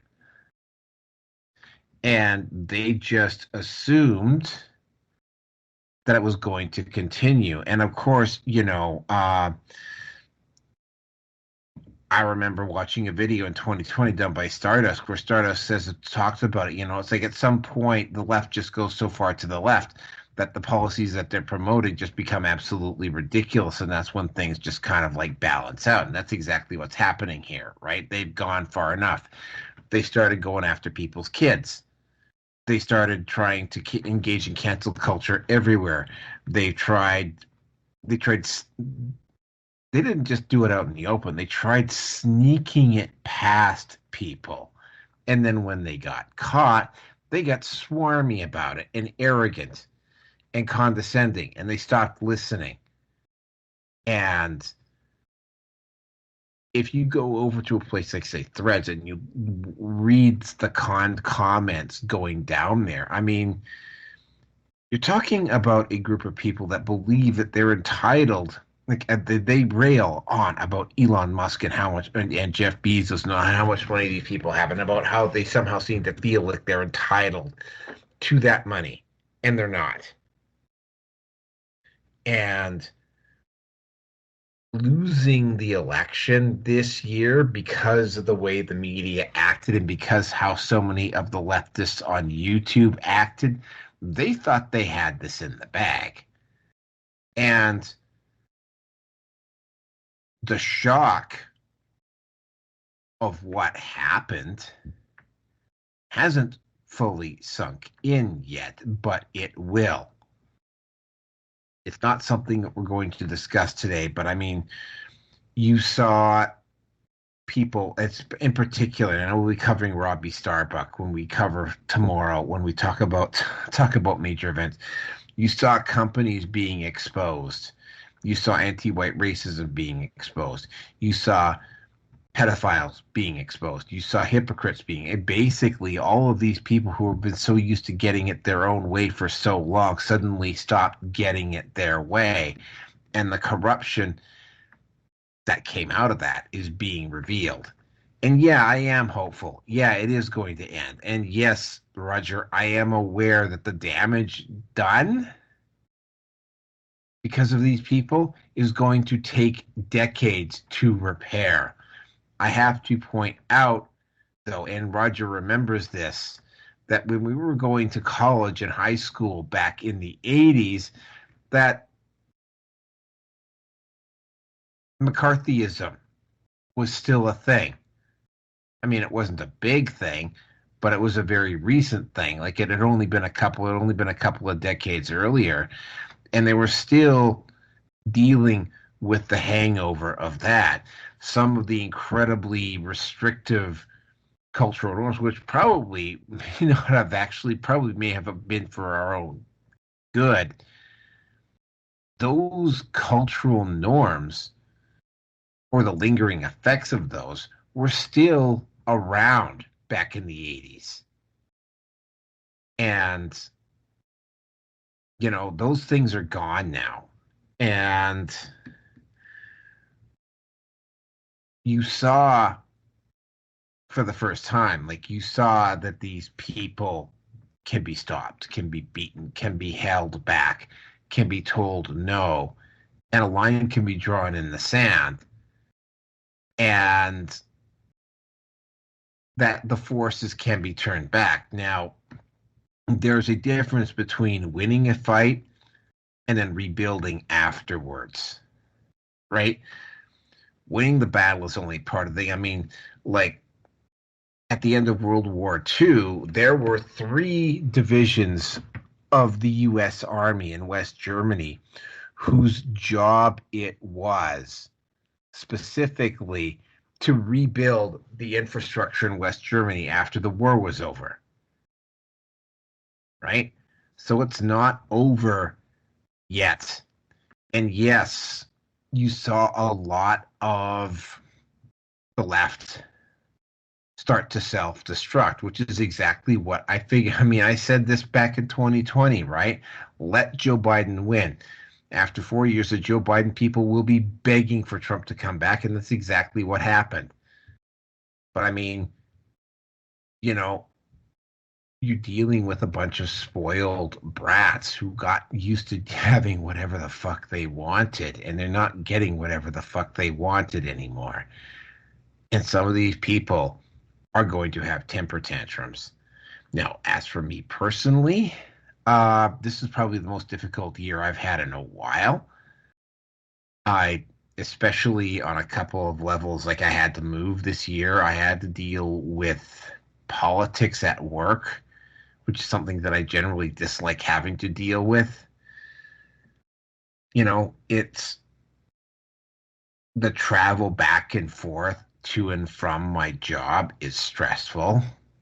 It takes a lot out of me, but it pays okay. It pays well, and I'm lucky to have this job, and I'm going to be they're actually going to be adding 200 more rooms to this particular site that I'm at. So yeah, there's going to be plenty of work for me to do up here.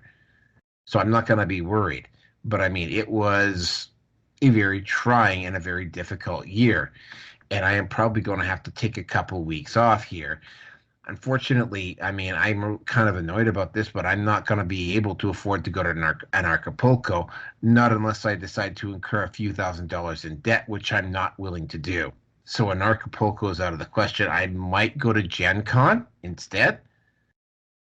But yeah, I am probably going to be taking a couple of weeks off here at some point in the next 6 months, because trust me, I need it. Like I can feel myself because of everything that's going on. I can feel, yeah, I'm feeling dog tired. In fact, I'm feeling dog tired right now while I'm doing this. And it's sort of like, and I'm going to get into what I'm going to do with 2025. Yeah, there's a lot of stuff that I'm going to have to step up in 2025 because I mean, I need to get to a place which I was at one point this year, where I was at the point where I was at that point where I was like, fuck you, right? I need to get back there to an economic position of fuck you. And yeah, it was a difficult year. And I'm glad it's almost over, and I'm looking forward to next year, and I get to go home on the 1st, and that's it for me with 2024. Roger. Oh, with me, I don't know. It's just you're right about this year being pretty messed up. You know what I mean? It just something's not right. You know, I don't know what it is. I know everybody's all happy that Donald Trump got into office and everything like that. But on a personal level, this has been a pretty screwed up year. You know, it's not just with you or me, but I've noticed it with a lot of people. Just something isn't right. Like here in Illinois right now, Southern Illinois especially, like it's been raining for 6 days straight in the middle of December. You know, and that shouldn't be rain. That should be snow. And it's just a really horrible year when it comes to just natural stuff as well as personal things that are going on in people's lives. You know, we've had storms and hurricanes and tornadoes and just devastated areas like you wouldn't believe. And FEMA. I mean, I've heard more in this last year about weather control than I've heard in the longest time. Because you know, with mine, I do the Wonderful World of Weirdness, and I hear it all. And then I go on Jaffe's show and Vixen's Vault and hear more over there. You know, everybody's talking about um, weather control. And like here in Christmas, you know, we were supposed to be doing that Operation Secret Santa Claus, and all I kept hearing was about them drones. You know, drone this, drone that. You know, and about the UFOs and aliens. And you didn't hear all that. You heard, well, you did hear some of it, but you also heard like these horrible drones that are out spying on us and stuff and doing crazy stuff, and they're experimenting with chemicals and crazy stuff, you know, and uh, they're creating simulations that aren't real, that are hypnotizing us and you know, stuff of that nature. It just and this is all during the Christmas season, you know. So it's weird how this year played out when it comes to all that stuff. I wish I could actually step away and not be a part of the craziness, but it's what I do, you know. I have to listen to that stuff, and then on top of that, I'm taking care of my elderly parents, and that really makes things a little bit more interesting. So I don't get to go out and, you know, hang out with people all the time because somebody's got to be here taking care of them, making sure they're safe. So I guess that's kind of a good thing with me. I do have to say one thing though. I've been learning some valuable lessons. I cut the fat basically, as you could say. I was running around on my streams doing a lot of things for other people, and it finally dawned on me. You know, there's a difference between being helpful and being taken advantage of. So um, I ended up making some changes to where I'm actually, if somebody wants to collaborate with me, it's got to be a collaboration. It's not me doing stuff for you. You know what I mean? And vice versa. It should be, us collaborating and coming up with new ideas that we both think of and then doing it together. And it woke me up this year to that. Before, I was always happy about working with other people, and I didn't even question it. But now I'm finally catching on to it, and it's like I don't. There's just so many hours that you could have in the day. 24 hours a day is all we've got, and I don't want to be sitting here, editing my videos, doing live streams, posting it up on the internet, and then worrying about Joe Blow over here and what they want me to do for them. So I had to just be honest with myself and say, look, man, I can't be doing that stuff no more, because I'm getting tired of it too. I've been doing this stuff so long that I don't even remember how long I've been doing it, and that's talking about doing vlogs and stuff like that before I even got into the streaming or making videos. And the only reason why I even started doing this stuff is because I had a Facebook account, which I don't have anymore. And I had a group and a page, and I wanted to make my own videos for it. That's the only reason why I even started doing this stuff. No, man, I started out on a WordPress 3 years before I actually started the YouTube channel. Right. I mean, that's what it comes down to me. It was simple, and things just started getting all complicated and crazy. And I finally had to say, look, man, I need to take it back to the basics and just start.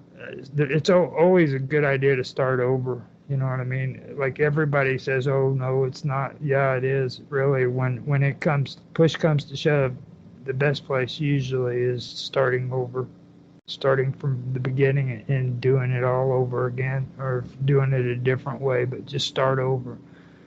And that's what I had to do. I had to tell myself, look, man, you're gonna have to regroup and come at this from a different perspective. So that's what my year's been like. It's been a whole different adventure.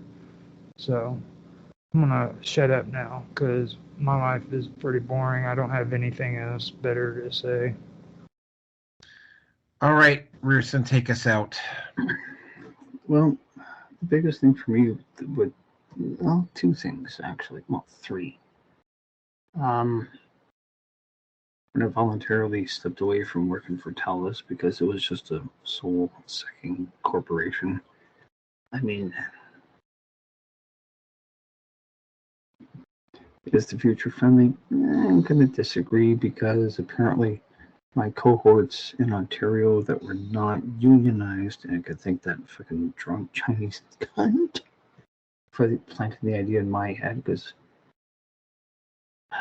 again, it would have taken me 5 years with the union hours and everything else for pay raises for me to get what Ontario got immediately when it was known to the powers that be that people were really unhappy because we were not getting paid very well. So, and that was 2 years prior, I believe, something like that. Anyway, so I walked away from that. And then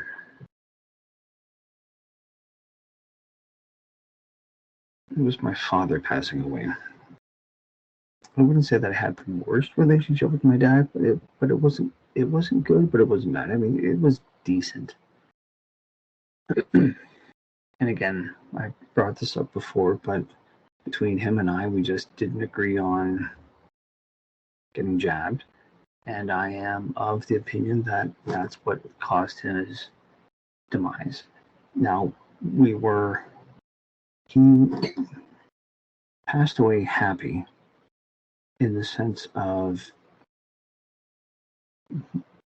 my mom, his ex-wife, was there, and all of his children were there. I'm the oldest, my brother's the youngest. That was challenging enough, but the underlying question came down to, for the rest of the family, this was the extended family, is, well, what is my sister going to be like with him? And apparently it was a civil conversation. It wasn't, I suppose it was a case of letting bygones be bygones, bearing the hatchet, whatever you want to call it. And I know that she had a really big problem with him for a very long time. So for both of them, and between her and I for that matter, because there was again a fallout between the two of us. And she had a friend that was dealing with Holocaust survivors, and my sister was looking at buying a used car, so she was thinking either a Lexus or a BMW, and her friend basically pointed out, was like, well, BMW was using Jewish labor, or concentration camp labor, and I'm thinking to myself, yeah, and what has Toyota probably done during the Second World War that no one's going to say a fucking thing about? Now that I think about it, now I wish I should have said something back then. Anyway, I pointed out to her friend that what happened with World War II is the forced labor camps. It's unfortunate. These people are not the first, and they're not the last. Well, I got ripped a new asshole, and I said, okay, fine. All right? You're gonna rip me a new one, rip your friend a new one. And I really didn't have anything more to say to her for the last 10 years? 12, about 14 years. Like, I've had no communication with her. And with my dad being in the state that he was, we dropped all pretenses. So in that regard, I'm happy to at least have spoken to her. We were talking about living in downtown Calgary versus living where she is in the Toronto area, and she said, I would kill to live in Calgary. I'm like, I was like, oh, come on out. Can't be any worse. So there was that. And then the last one for me is not so much something that I'm working on right now, which is my own network marketing business. So if anybody can help me out, that would be great. I just want to get my name out there to at least get the product out. But it was the excuse me. It was a video that came up through the YouTube algorithm, and it's something that a former coworker of mine has told me, is that I have to get out and I have to get away from not just living my spouse. It's for me to get away from getting out of the major metropolitan area, and I have to be as isolated as possible. And I've been told I need to basically do this for about 2 years. And I have to get in touch with who I am as a person. I can hear you in the background, my friend. It's I have to be in touch with who I am and with who and what I need to do for my life mission here. So, and one of those components that I have to do is, or those things that's required, I'm going to have to filter out the distractions. And I'm sorry, my friend, but things along the podcast, the politics, and everything else, I have to wean myself off of that. And I have to go inside and do a lot of work. I've been told that I'm part of the category special spiritual category, shall I say, of chosen ones, not like Anakin Skywalker kind of shit, but there's things that I have to do, and I can't be. I have to learn to put the computer down. I have to get away from the games, and I have to get away from. I have to step away from all of the commotion and all of the rat race and all of it. So we'll see. But I have more of an idea and a peace of mind, I guess is the best way to say it, as to what I have to do next. So it's been interesting. As for 2025, oh, if you thought 2024 was crazy, it's only we can yeah. Sorry, I don't mean to. That tomorrow. Yep. No, I know. Anyway, so yeah, there we go. That's my introspection for 2024. It's been interesting. I don't want to do it again, but it is what it is, or was what it was. So that's it. Wrap it up and go to bed. Well, thank you, everybody. I am going to just say one thing. For me, I am on the right path. I am doing exactly what I'm supposed to be doing, and I made a huge amount of progress this year.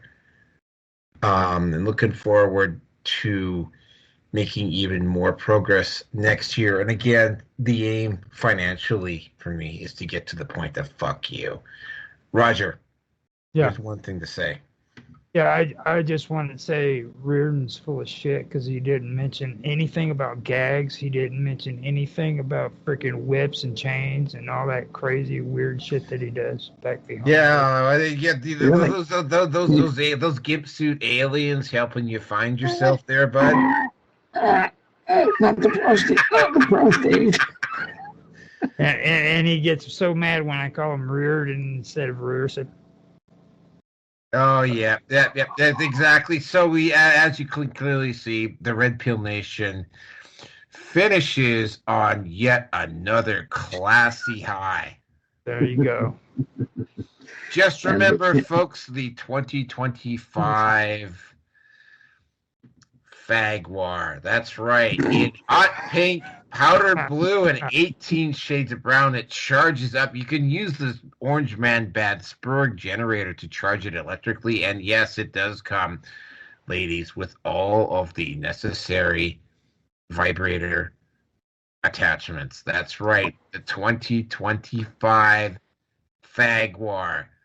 Get yours today. Save the environment. Make the world a better place. And we have a special Jack Murphy. We have a special model, the Jack Murphy. Oh yes, the Jack Murphy purple poker Fag War. Thank you very much, Jack Murphy.